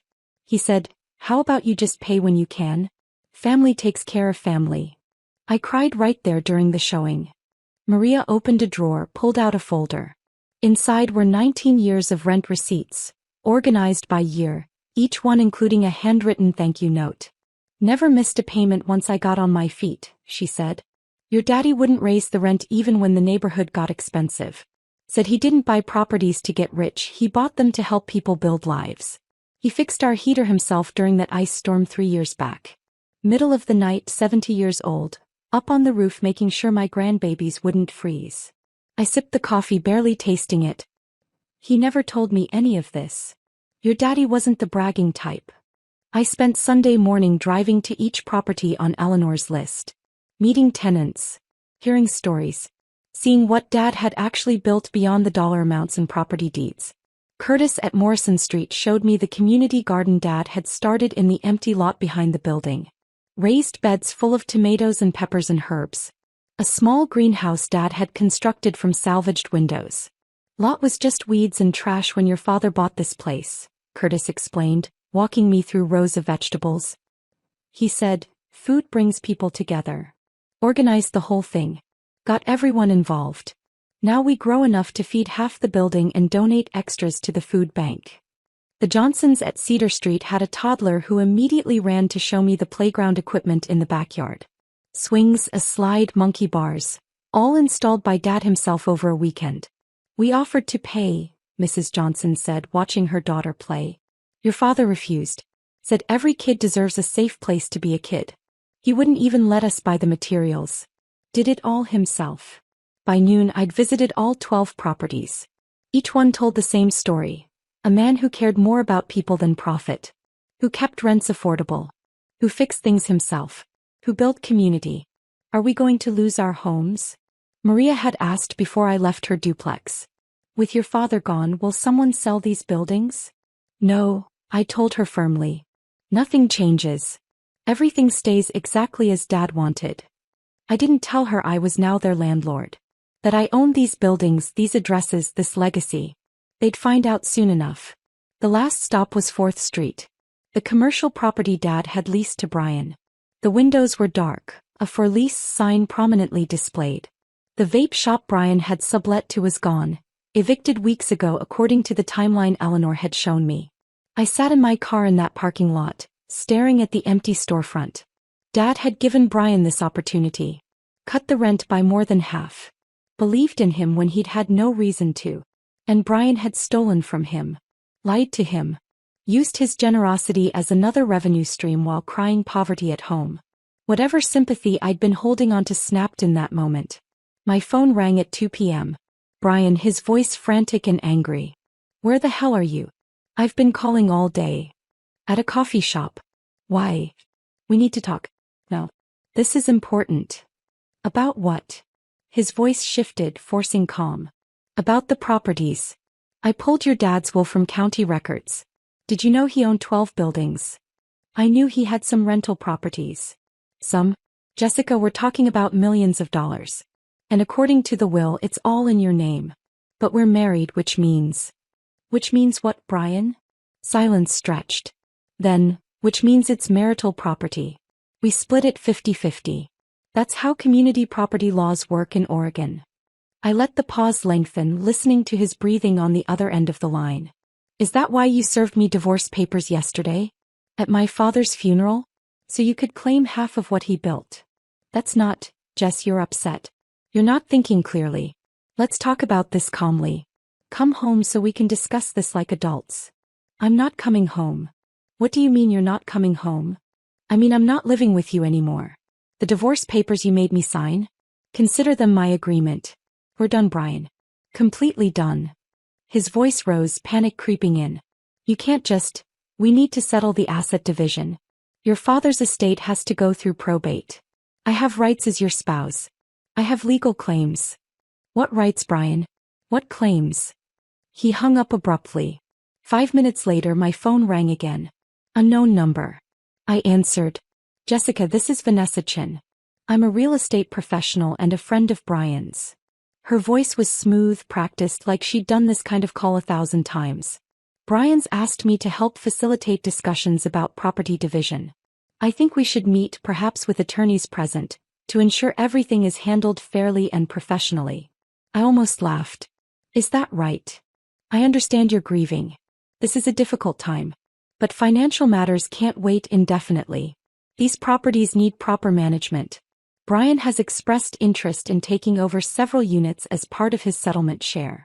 Given his background, Brian has no settlement share. He has no claim to my father's estate. But thank you for the offer. I'm sorry, I don't think you understand the legal. I hung up. 30 seconds later Marcus called. They're rattled. Vanessa just called her attorney. I'm still monitoring her phone per the divorce discovery. She's trying to figure out how to claim the properties before you secure them. She used those exact words. She doesn't know about the trust yet. When will they find out?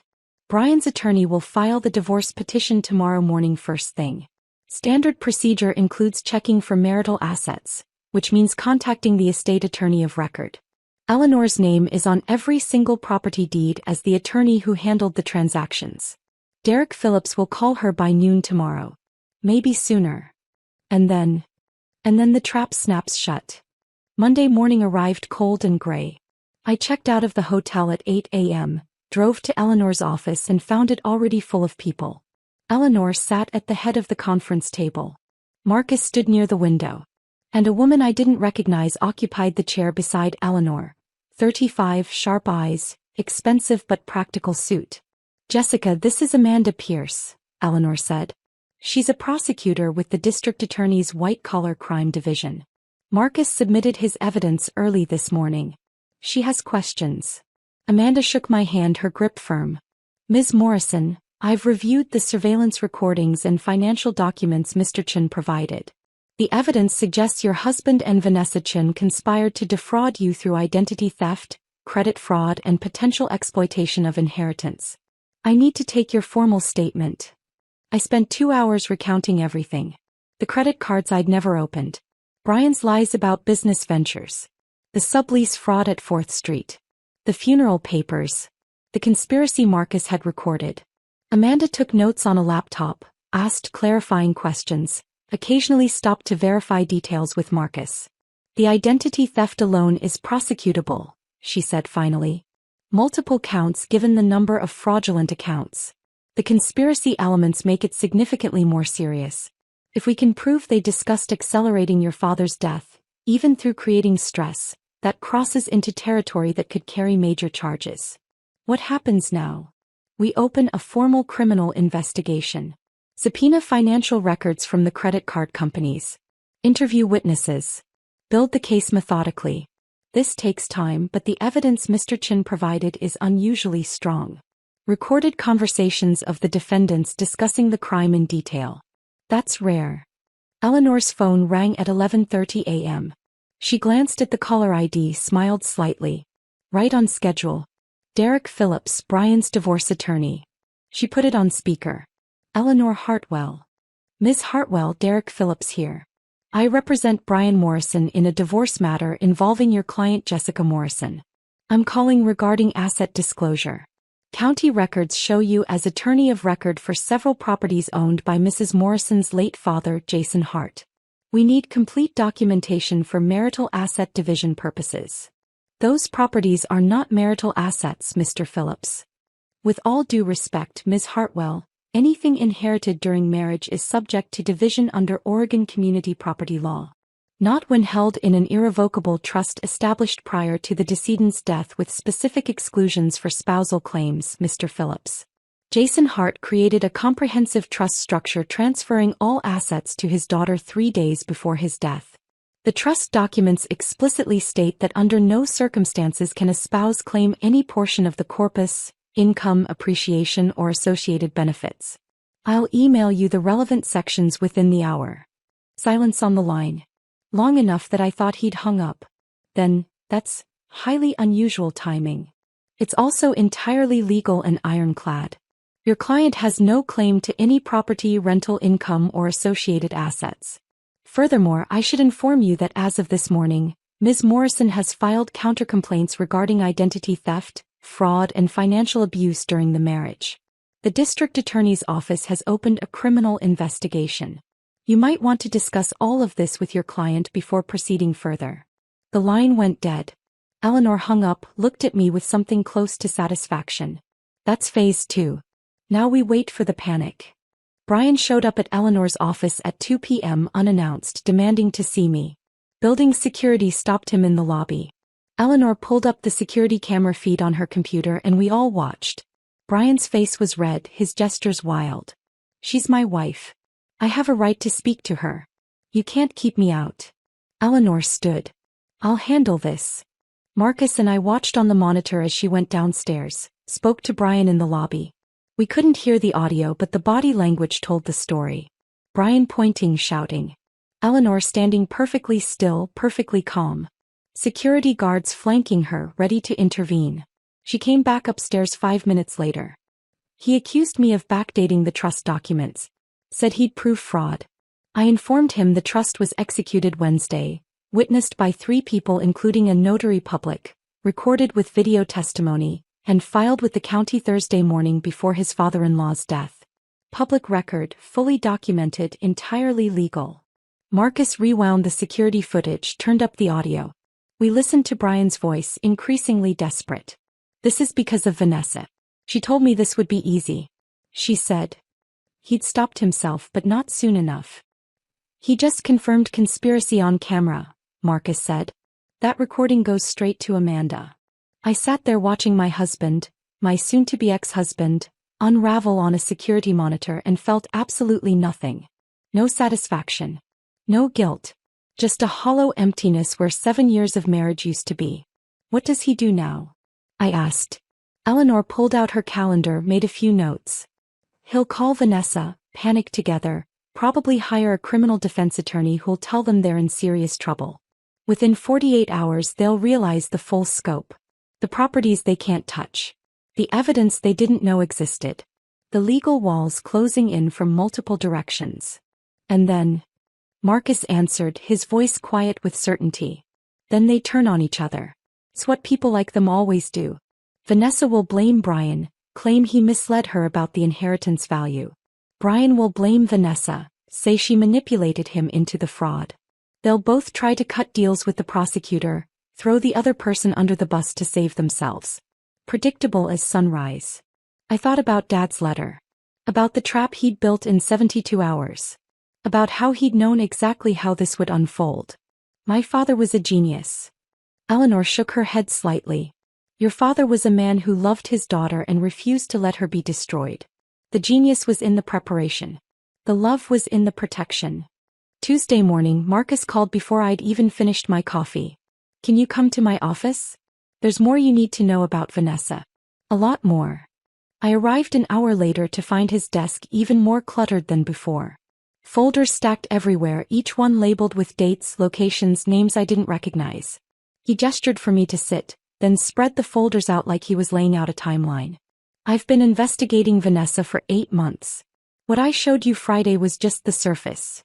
Enough to help your father build his case. But Jessica, your husband wasn't Vanessa's first target. He wasn't even her second or third. Brian was number 4. He opened the first folder. Inside were photos of Marcus himself, younger, smiling, standing next to Vanessa at what looked like a wedding. I married her 6 years ago. Met her at an open house. She was the listing agent. I was looking for investment property. She was charming, successful, attentive. Made me feel like the most important person in the room. We dated for 8 months, got married at City Hall, started what I thought was a real partnership. His voice stayed flat, professional, but I heard the pain underneath. I'm a private investigator. I investigate people for a living. But I never investigated her. That was my mistake. She drained $80,000 from our joint accounts over 18 months. Claimed they were bad investments, market downturns, things beyond her control. By the time I figured out she was lying, the money was gone. The divorce cost me another $100,000.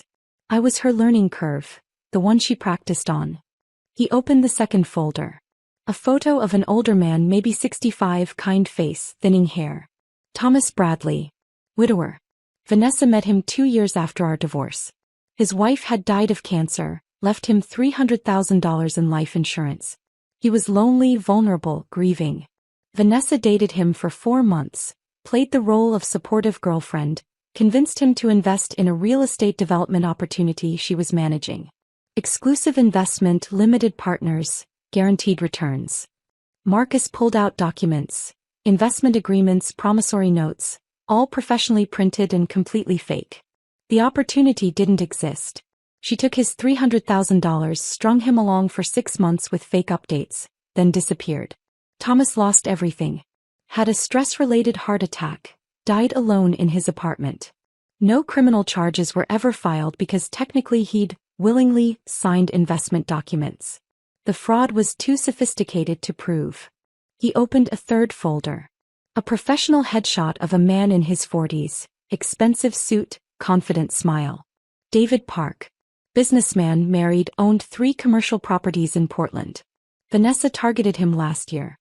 She initiated an affair, convinced him she was in love, that his wife didn't appreciate him. Classic stuff. But here's where she got clever. She convinced him to put her name on property deeds for estate planning purposes. Told him it would protect the assets if his wife ever filed for divorce. Marcus showed me property records, deed transfers, notarized documents. When his wife found out about the affair and filed for divorce, the discovery process revealed Vanessa legally owned half his commercial properties. She walked away with $1.2 million in the settlement. David's business collapsed. Last I heard, he was working construction to pay off the debts. He opened the 4th folder. Photos of Brian. Surveillance images of him with Vanessa at restaurants, coffee shops, hotels. Then came Brian Morrison. She researched your family before ever approaching him.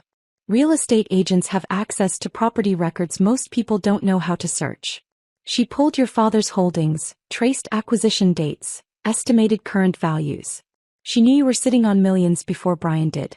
Before you did. Marcus pulled up a timeline on his laptop, color-coded entries showing Vanessa's movements over 18 months. She cultivated Brian deliberately. Showed up at the same coffee shop he frequented. Randomly, attended the same networking events. Made it seem like fate. By the time they started the affair, she'd already done complete financial background checks on both of you. I stared at the folders, the pattern sickeningly clear. Why hasn't she been arrested? For victims, millions stolen, and she's just walking around free.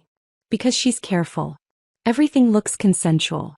Bad investments that victims agreed to. Estate planning that victims requested. Relationship drama that's messy but not illegal. By the time victims realize what happened, she's moved on to the next target. Evidence is scattered. Jurisdictions don't talk to each other. And men like Thomas and David were too embarrassed to push for prosecution. He pulled out the thickest folder, this one with my name on the tab. But the recordings I've collected over the past 3 months change everything. They document Vanessa planning crimes before committing them. Instructing Brian on how to commit identity theft. Discussing ways to accelerate your father's death through stress. Bragging about previous victims. It's all there in her own words. You recorded her for months? I had to. She destroyed my life, destroyed 3 other men that I know of, probably more I haven't found yet. When I saw her with Brian, saw the pattern starting again, I knew I had to act. I couldn't let her destroy another family. His voice cracked slightly for the first time. Sending that photo to your father was my Hail Mary. I didn't know if he'd respond, if he'd believe it, if he'd do anything about it. I definitely didn't know he'd move so fast, build such a comprehensive legal defense in 72 hours. But I'm glad he did. He saved you from something that would have destroyed you. Amanda Pierce arrived at Marcus's office around 11 a.m. with news that made the situation even more twisted. We subpoenaed Vanessa Chen's medical records this morning as part of the fraud investigation, she said, opening her laptop. Jessica, there's something you need to know. Something Brian definitely doesn't know. She turned the screen toward me. Medical records from a gynecologist's office. Vanessa claimed to Brian she was 8 weeks pregnant. That was the pressure point. The reason he needed to leave you immediately, serve the divorce papers, secure his share of your inheritance before the baby arrived. Brian mentioned it to his attorney mentioned it in a preliminary filing. That's how we knew to look. Amanda scrolled through the records. According to her gynecologist's files, Vanessa had a bilateral tubal ligation 4 years ago. That's voluntary permanent sterilization. She cannot get pregnant. She hasn't been pregnant. The whole thing was a lie. The room tilted slightly. She lied about being pregnant to manipulate Brian into moving faster? Exactly. Create urgency, make him feel responsible, force him to act before thinking clearly. Marcus found evidence she did the same thing to David Park. Claimed pregnancy, pushed for marriage, created a timeline that pressured him into decisions he wouldn't have made otherwise. By the time the truth came out, she'd already secured the property deeds. Marcus leaned forward. It's psychological manipulation. Pregnancy creates emotional bonds, makes men feel protective, overrides rational decision-making. She uses it like a weapon. Amanda continued scrolling. There's more. We ran a comprehensive background check. Vanessa's divorce from Marcus was finalized 2 years ago, but she remarried 8 months ago. A man named Stephen Walsh in Las Vegas. Real estate developer, recently widowed, owns multiple properties in Nevada. She's still legally married to him. She's married. The information kept getting worse. Does Stephen Walsh know about Brian? We contacted him this morning. He had no idea. Thought his wife was on business trips when she was actually in Oregon with your husband. He's filing for an annulment and cooperating with our investigation. Marcus pulled up more files. Which means Vanessa's relationship with Brian is bigamy on top of adultery. Any claims she might make about relationship damages or emotional harm are void. She was committing crimes the entire time. Where's Brian now? I asked. Still at the hotel downtown, Marcus said. Making dozens of phone calls, to attorneys, to Vanessa, to friends. He doesn't know about the pregnancy lie yet. Vanessa's been avoiding his calls since Monday afternoon when she realized there's no money to access. She's cutting him loose. Of course she is. He's useless to her now. Amanda closed her laptop. We're building criminal cases against both of them, but Vanessa's the primary target. She's the architect, the planner, the one with the pattern of behavior. Brian's the tool she used. That doesn't excuse what he did, but legally the conspiracy charges will stick much harder to her. I thought about Brian, manipulated into manipulating me, both villain and victim of the same woman. What happens to him? That depends on his cooperation, Amanda said. If he provides testimony against Vanessa, details about her planning and instructions, we might recommend reduced charges. Maybe probation instead of prison time. If he refuses to cooperate, he faces the full weight of identity theft, fraud, and conspiracy charges alone. Could be 5 to 7 years. He won't cooperate, I said quietly. He's too proud to admit he was played. He'll convince himself it was all his idea, that he was in control the whole time. Then he'll go to prison, Marcus said simply. That afternoon Maria called. Jessica, we're organizing a meeting tonight at the Morrison Street Community Room. All of your father's tenants. We want to talk to you about something important. I arrived at 6 p.m. to find the room full. 23 people, ranging from elderly Curtis to the young Johnson family with their toddler Emma. They'd brought food, casseroles, cookies, fruit, and arranged chairs in a circle like a support group. Maria stood up as I entered. We know you're going through something terrible. We know about the divorce, about the man your father tried to warn you about. We wanted you to know, we're here for you. Whatever you need, however we can help. Curtis stood next, his voice gruff but warm. Your daddy took care of us for decades. Never raised rent unfairly. Fixed things himself to keep costs down. Treated us like family, not tenants. Now it's our turn. We take care of Jason's daughter. That's how family works. The Johnsons spoke next. We've been documenting everything at the 4th Street property. The vape shop Brian allowed, the lease violations, the problems he caused. We've got photos, dates, witness statements from neighboring businesses. Whatever you need for the legal case, we've got it. One by one, tenants shared stories I'd never heard. Dad helping families through job losses. Waiving rent during medical emergencies. Showing up with groceries when someone was struggling. Fixing cars, babysitting grandkids, attending graduations and weddings. He never told me any of this, I whispered. Maria smiled, tears in her eyes. Your daddy wasn't the bragging type. He just did what needed doing. But now you understand what you inherited. Not just buildings, Jessica. Community. People who love this family. People who want to help you the way Jason helped us. I cried in that community room, surrounded by strangers who felt more like family than my own husband had. These were the people Dad had built relationships with. The lives he'd touched. The legacy that mattered more than any property value. I'll take care of you, I promised. The way Dad did. Nothing changes. The buildings stay affordable, the repairs get done, the community stays together. They applauded. Curtis handed me a cardboard box filled with cards, letters, photos spanning decades. For when you doubt yourself, he said. For when you forget who your daddy was and who raised you. Remember this. Remember us. Wednesday evening, I was back at the hotel when someone knocked on my door at 9 p.m. I looked through the peephole. Brian looking terrible.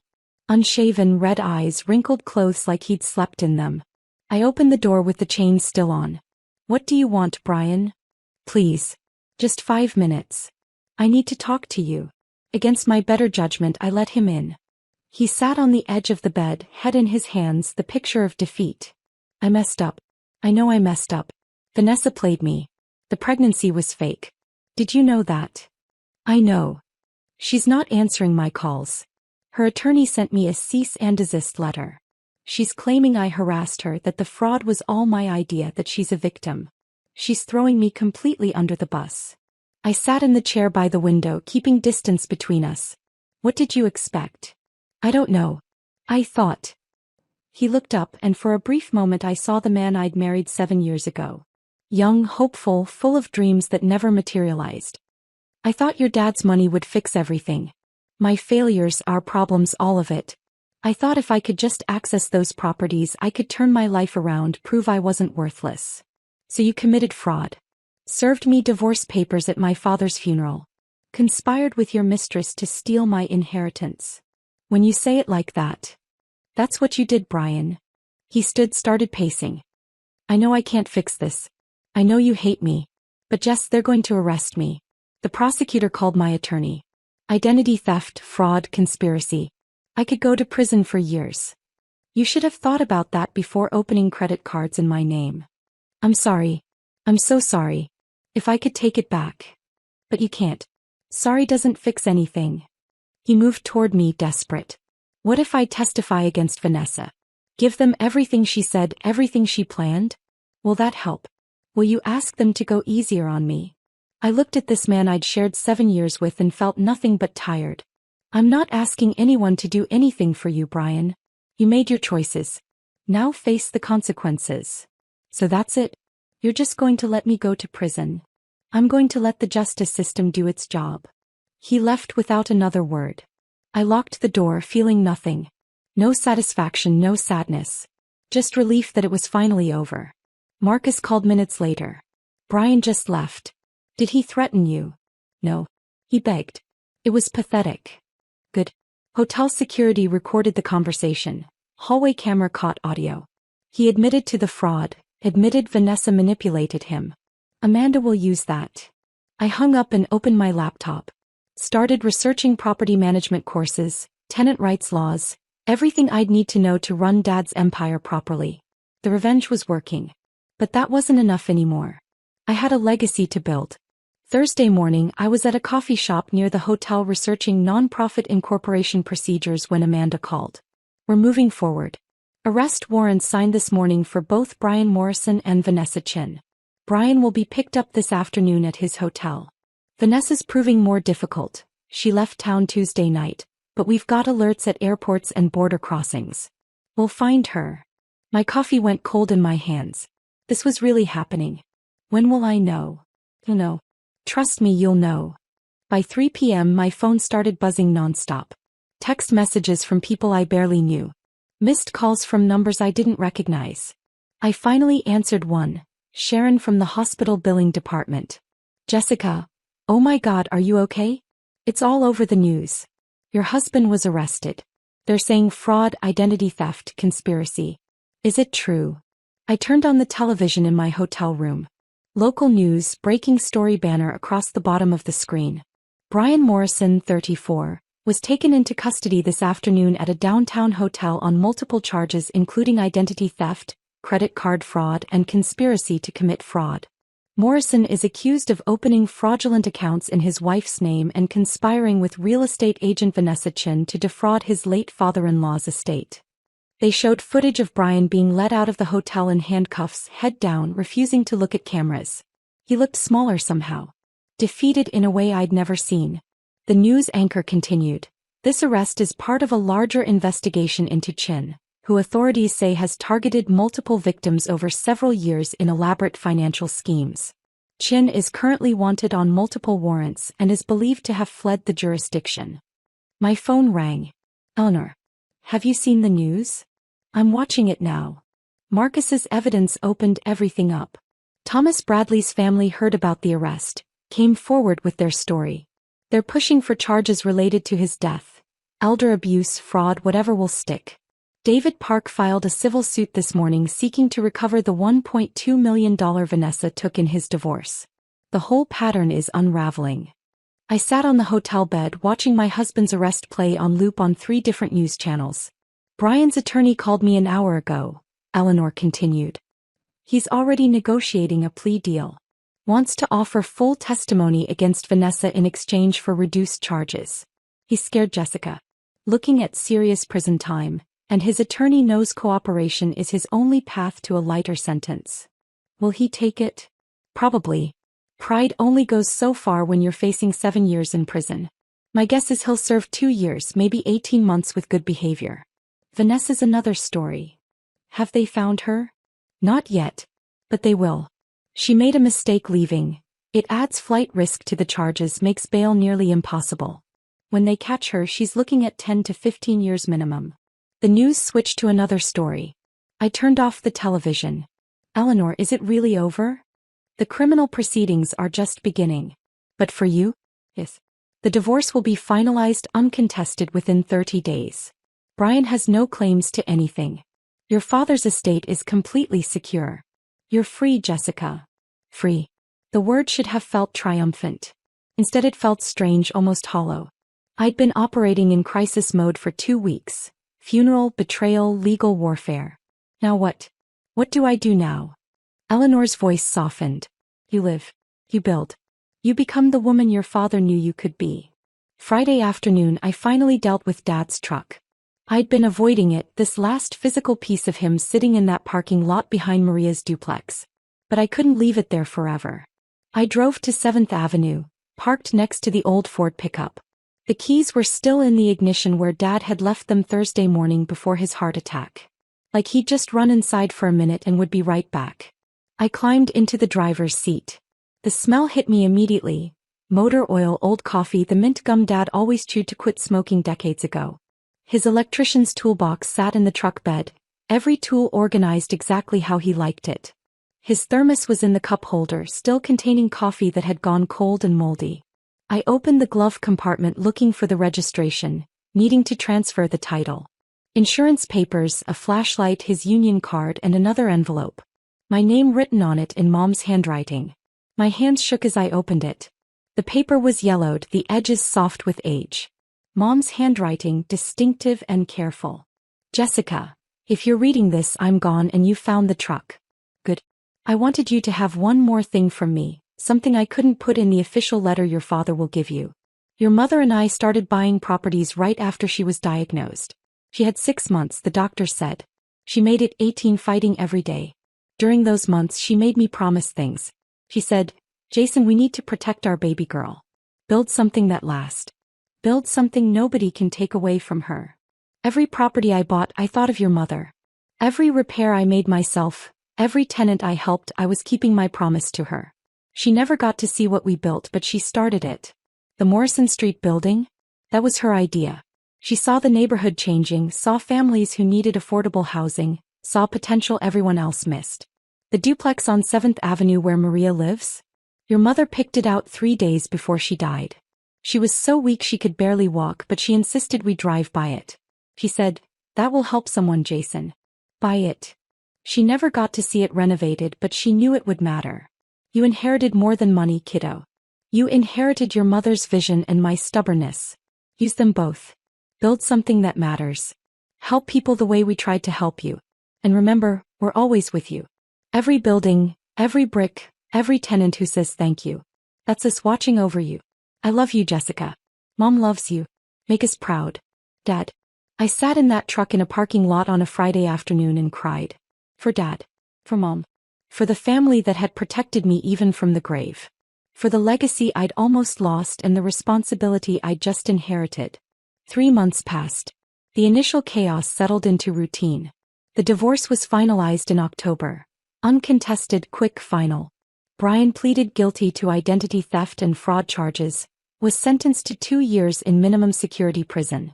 Vanessa was found in Arizona trying to board a flight to Mexico, was extradited back, and was currently awaiting trial with bail denied. The news cycle moved on. People stopped asking me about it. Life returned to something resembling normal, except nothing was normal anymore. I sat in Eleanor's conference room on a cold November morning with a purpose that had nothing to do with revenge or legal battles. I want to create a foundation, I told Eleanor. In my parents' names. The Jason and Sarah Hart Foundation for Financial Empowerment. I'd spent 3 months researching nonprofit structures, talking to financial advisors, consulting with people who ran similar organizations. I had a complete proposal printed and bound. The foundation will focus on helping women escape financial abuse.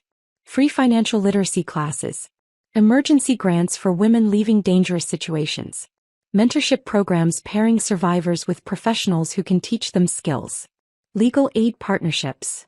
Eleanor read through my proposal carefully. This is comprehensive. You've really thought this through. I've had time. The rental income is $18,000 monthly. Half keeps the properties maintained and reinvested. Dad's buildings need to stay strong for the tenants. The other half funds the foundation. That's $9,000 monthly for programming, grants, education. It's not millions, but it's sustainable. Marcus, who'd become an unlikely friend through all of this, leaned forward. You could scale this. Partner with domestic violence shelters, legal aid organizations, community colleges. The model is replicable. That's phase 2. Right now I want to start small, do it right. I'm enrolling in classes part-time starting January. Property management certification and social work basics. I want to understand both sides of this. The business side and the human side. Eleanor set down the proposal. Your father would be so proud of you. I hope so. I'm trying to honor what he built. What he and Mom built together. Maria had volunteered to help organize the mentorship program. Curtis offered to teach basic home repair and maintenance skills. Practical knowledge that helped people save money and feel capable. The Johnsons were coordinating childcare during workshops so mothers could attend without worrying about their kids. The community Dad had built was expanding, becoming something bigger than any of us alone. We launch in March, I decided. 6 months from now. That gives me time to get the nonprofit status approved, recruit board members, set up proper infrastructure. We'll hold the first workshop in the Morrison Street Community Room. It feels right starting there. December brought Vanessa's trial. Amanda called asking if I wanted to give a victim impact statement. I didn't hesitate. Yes. I want her to hear this from me. The courthouse was smaller than I'd imagined. Plain. Bureaucratic. Fluorescent lights and worn carpet. Vanessa sat at the defendant's table in an orange jumpsuit, her blonde hair pulled back in a simple ponytail, no makeup, looking ordinary in a way that felt almost offensive given the damage she'd caused. When the judge called my name, I walked to the podium. Looked directly at Vanessa. I don't hate you, I began. I probably should, but I don't. You tried to destroy my life. Manipulated my husband. Researched my family like we were marks instead of people. Planned and schemed and lied for 18 months. But here's what you didn't understand. You can't steal what matters most. Vanessa's eyes met mine. Still cold. Still calculating. Even now looking for angles. My father built an empire, yes. But it wasn't the buildings or the money or the rental income. It was the relationships. The tenants who loved him. The community that rallied around me when everything fell apart. The values he taught me. You can't steal that. You can't manipulate that. You can't forge documents to take that away. I pulled out a photo I'd brought. Dad in his work clothes, smiling, standing in front of the Morrison Street building. Held it up so the judge could see. This is Jason Hart. Electrician. Landlord. Father. The man you tried to profit from by destroying his daughter. You failed. Because men like my father build things that last longer than your schemes, stronger than your lies, deeper than your greed. I looked at the judge now instead of Vanessa. Vanessa Chin is very good at what she does. She's ruined lives, destroyed families, stolen futures. She'll do it again if given the chance. I'm not asking for revenge. I'm asking for protection. Protect the next woman she'd target. The next family she'd research. The next victim she'd manipulate. Maximum sentence. Please. I sat down. Vanessa's attorney stood, argued for leniency. Claimed his client had been abused herself, was a victim of her own circumstances, deserved compassion. The judge listened impassively, then delivered the sentence. Ms. Chen, you've demonstrated a clear pattern of predatory behavior spanning multiple years and multiple victims. You've shown no remorse, no acceptance of responsibility, no indication you would behave differently if released. You are a danger to vulnerable people. I'm sentencing you to 12 years in state prison with mandatory restitution to all identified victims and a lifetime ban from any real estate licensing or financial services work." Vanessa's face crumpled. For the first time she looked genuinely afraid. Bailiffs led her away in handcuffs. I felt nothing but relief. Not triumph. Not satisfaction. Just the quiet relief of a door finally closing. Outside the courthouse, Marcus waited on the steps. "How do you feel?" "Like I can breathe properly for the first time in months. It's finally over." I shook my head. "Dad won this. He set everything in motion. I just showed up and signed papers where he told me to." Marcus smiled. "You did a lot more than that. You honored his legacy. You're building something he'd be proud of. That's not just winning. That's transformation." We walked to the parking lot together. The December air was cold, clean, promising snow. I had a property management class to get to, then a meeting with the nonprofit lawyer about the foundation paperwork. Dad's truck was gone. I donated it to a vocational program that taught young people auto mechanics. But his legacy was everywhere. In the buildings he'd bought. The tenants he'd helped. The daughter he'd protected even in death. I was just getting started. 6 months after Vanessa's sentencing, I stood at the front of the Morrison Street community room watching 40 women file in for the first workshop of the Jason and Sarah Hart Foundation. They came in slowly, hesitantly. Some brought children who immediately gravitated toward the play area the Johnsons had set up. Some brought friends for moral support. A few came alone, sitting in the back, arms crossed defensively like they expected judgment. I recognized that posture. I'd worn it myself not that long ago. Maria stood beside me, greeting people as they entered. Curtis was setting up the refreshment table, coffee, tea, store-bought cookies because nobody had time to bake. Simple. Practical. Exactly what Dad would have done. At exactly 10 a.m. I stepped to the front of the room. My hands shook slightly holding my notes. "Good morning.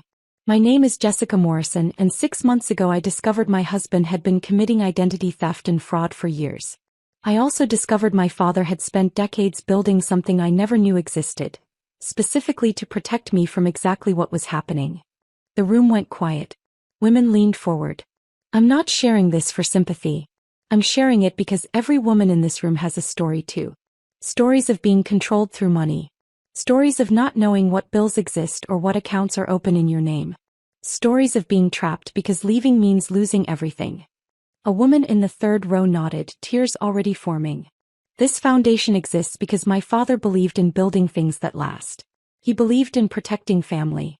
He believed that knowledge is power and community is survival. Today we start learning together." The workshop covered basics I wish someone had taught me years ago. How to check credit reports. How to recognize financial red flags in relationships. How to understand asset protection and build savings even on minimum wage. How to document financial abuse. How to leave safely. Maria co-taught, sharing her own story of divorce 19 years ago. How Dad had given her housing when she had nothing. How she'd rebuilt slowly, carefully, one paycheck at a time. Curtis taught a session on basic home maintenance. How to fix a leaky faucet, change air filters, handle minor repairs. Skills that saved money and built confidence. The Johnson family managed childcare in the next room, giving mothers space to focus without worrying about their kids. During the lunch break, a young woman approached me. Early 20s, worn clothes, bruises on her wrist she kept trying to hide. "I'm Ashley," she whispered. "I'm in exactly where you were. My boyfriend handles everything. I don't even know what bills we have. I found out last month he opened credit cards in my name. I'm scared to leave because I don't know how I'd survive." I sat with her at a corner table away from the crowd. "You can survive. I'll help you survive. We'll help you survive." I gave her Maria's number for mentorship. Connected her with our emergency grant program. Small amounts, $500 to $2,000, enough to get first month's rent and a security deposit somewhere safe. Explained the housing program we'd started in Dad's vacant units. "You don't have to figure this out alone," I told her. "That's the whole point. None of us do this alone." By the end of the day, 37 women had enrolled in our ongoing program. 3 had requested emergency grants. 2 were moving into the foundation housing units next week. 5 had exchanged phone numbers, forming their own support network. Curtis pulled me aside as we cleaned up. "Your daddy's watching this. Smiling so big right now." I hoped he was right. In March, I'd left the house on Maple Street. Couldn't stay there anymore, surrounded by memories of a marriage that had never been real. Instead, I moved into a vacant apartment in the mixed-use building downtown. Dad's building, now my building. 2nd floor. 1 bedroom. Nothing fancy. But it was mine. Truly, completely mine. I furnished it slowly from thrift stores and tenant donations. Maria gave me her old kitchen table when she upgraded. Curtis built me bookshelves from reclaimed wood. The Johnsons helped me paint the walls a soft blue I'd always wanted but Brian had said was too bold. I hung photos everywhere. Mom and Dad on their wedding day. Dad in his work truck. Mom holding baby me in the hospital. The family I came from. The legacy I was continuing. Some evenings I sat on the small balcony with coffee, watching the street below come alive. The coffee shop on the corner was owned by Linda, who'd been Dad's tenant for 12 years before he helped her buy the business. The bookstore next door belonged to an elderly couple who'd rented from Dad for 2 decades and still sent me Christmas cards. The community center across the street hosted basketball games until dark, kids laughing and arguing over fouls. This was what Dad had built. Not just buildings. Life. Community. Hope. I started attending Property Management Association meetings. Met with tenants monthly to hear concerns and feedback. Learned to read complex lease agreements and navigate city housing codes. Took online courses in property maintenance and tenant relations. Miguel, who'd managed Dad's properties for 15 years, became my mentor. "Your father had a philosophy," he explained one afternoon while we toured a unit that needed renovation. He said, "Treat people like family and mostly they'll act like family." He trusted tenants. Gave second chances. Fixed things fast. Kept rent reasonable. Business people said he was leaving money on the table. He didn't care. Said he wasn't in it for maximum profit. What was he in it for?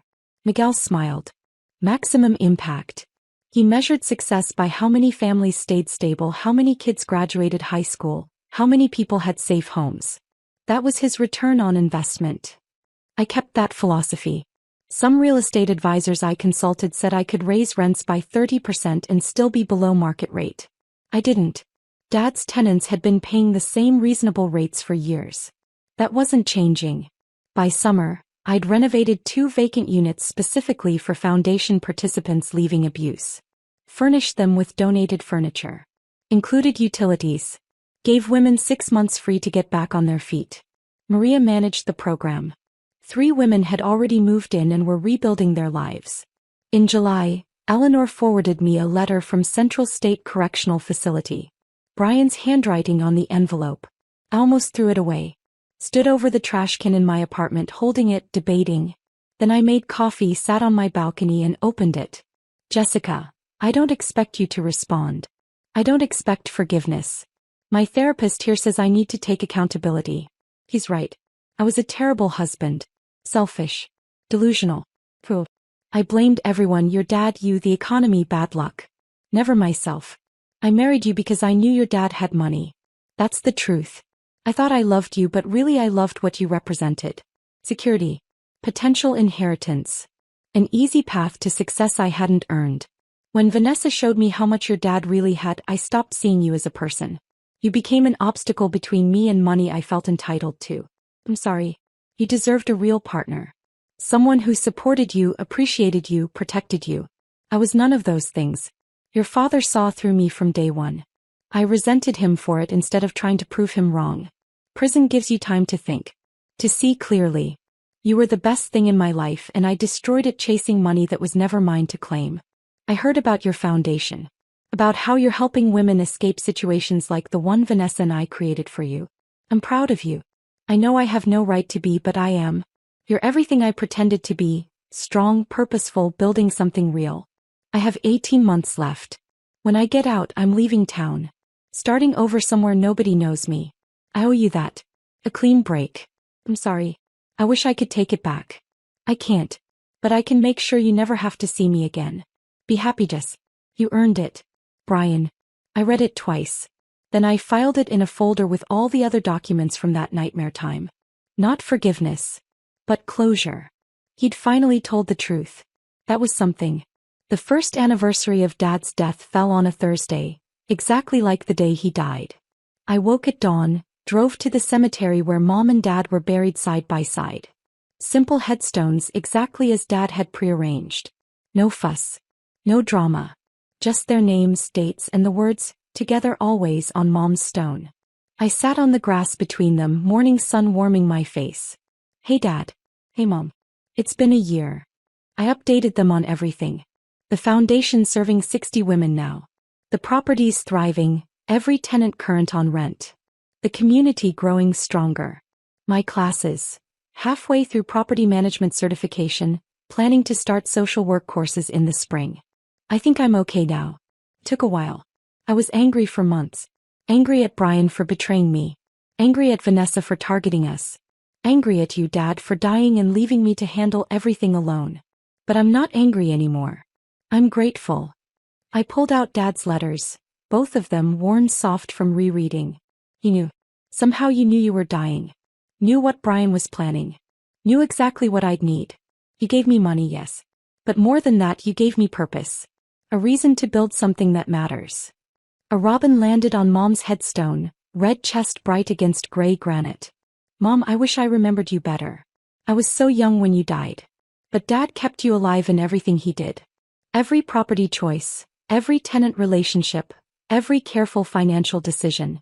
That was you working through him. And now it's both of you working through me. I stayed an hour talking to stones and birds, feeling their presence in a way I couldn't explain. Then I drove to Pete's Breakfast Corner. Sat in the same booth where Dad had told me to meet Eleanor a year ago. Ordered the lumberjack special he always got. The waitress remembered. Your father was the best customer we ever had. Always knew everyone's names. Best tipper too. I left a $50 tip on a $12 meal. What Dad would have done. That evening, the foundation held our 1-year celebration. 60 people packed the Morrison Street community room. Current participants, graduates of the program, volunteers, donors, tenants, community members. Maria spoke about lives transformed. Curtis talked about Dad's legacy living on through service. The Johnsons shared how their family had found purpose helping others. Then Ashley stood up. The young woman from our first workshop. A year ago I was trapped. Broke. Convinced I couldn't survive alone. Her voice shook but held strong. Jessica and this foundation gave me a path out. Emergency grant for apartment deposit. Maria mentoring me through budgeting. Curtis teaching me to change my own oil so I wasn't dependent on my ex for car maintenance. She paused, wiping tears. I finished medical billing certification. Got hired at Memorial Hospital. Actually working in Jessica's old department. I'm supporting myself now. I'm free. This foundation didn't just help me. It saved my life. And the man who built all this never even met me. That's legacy. I stood to close the evening, looking at faces of women who'd survived, children playing safely, a community built on mutual support. My father used to say, build things that last. He meant buildings, yes. But he also meant this, relationships, support systems, hope. We've built something here that will outlast all of us. Something that grows stronger every year. I raised my cup of punch. To Jason and Sarah Hart. To second chances. To women who refuse to stay broken. To being stronger together than alone. To Jason and Sarah Hart, everyone echoed. That night, I lay in my apartment listening to the city sounds below. Distant traffic, voices from the street, life happening all around me. Peace. That's what I felt. Not happiness exactly. Not the absence of grief.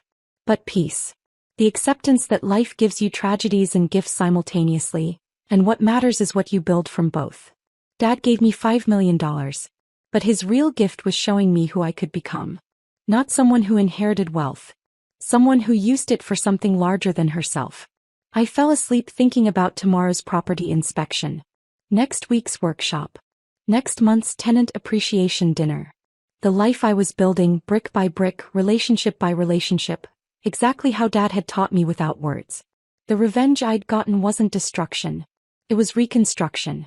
Brian and Vanessa tried to bury me. They planted me instead. And I grew into someone my father would recognize, my mother would love, and I could finally respect. Dad's will didn't just protect money. Protected me. From predators who saw me as a target. From a marriage erasing who I was. From a life too small for who I was meant to become. His final gift wasn't buildings or rental income or legal documents. It was permission to become myself. And I was just getting started.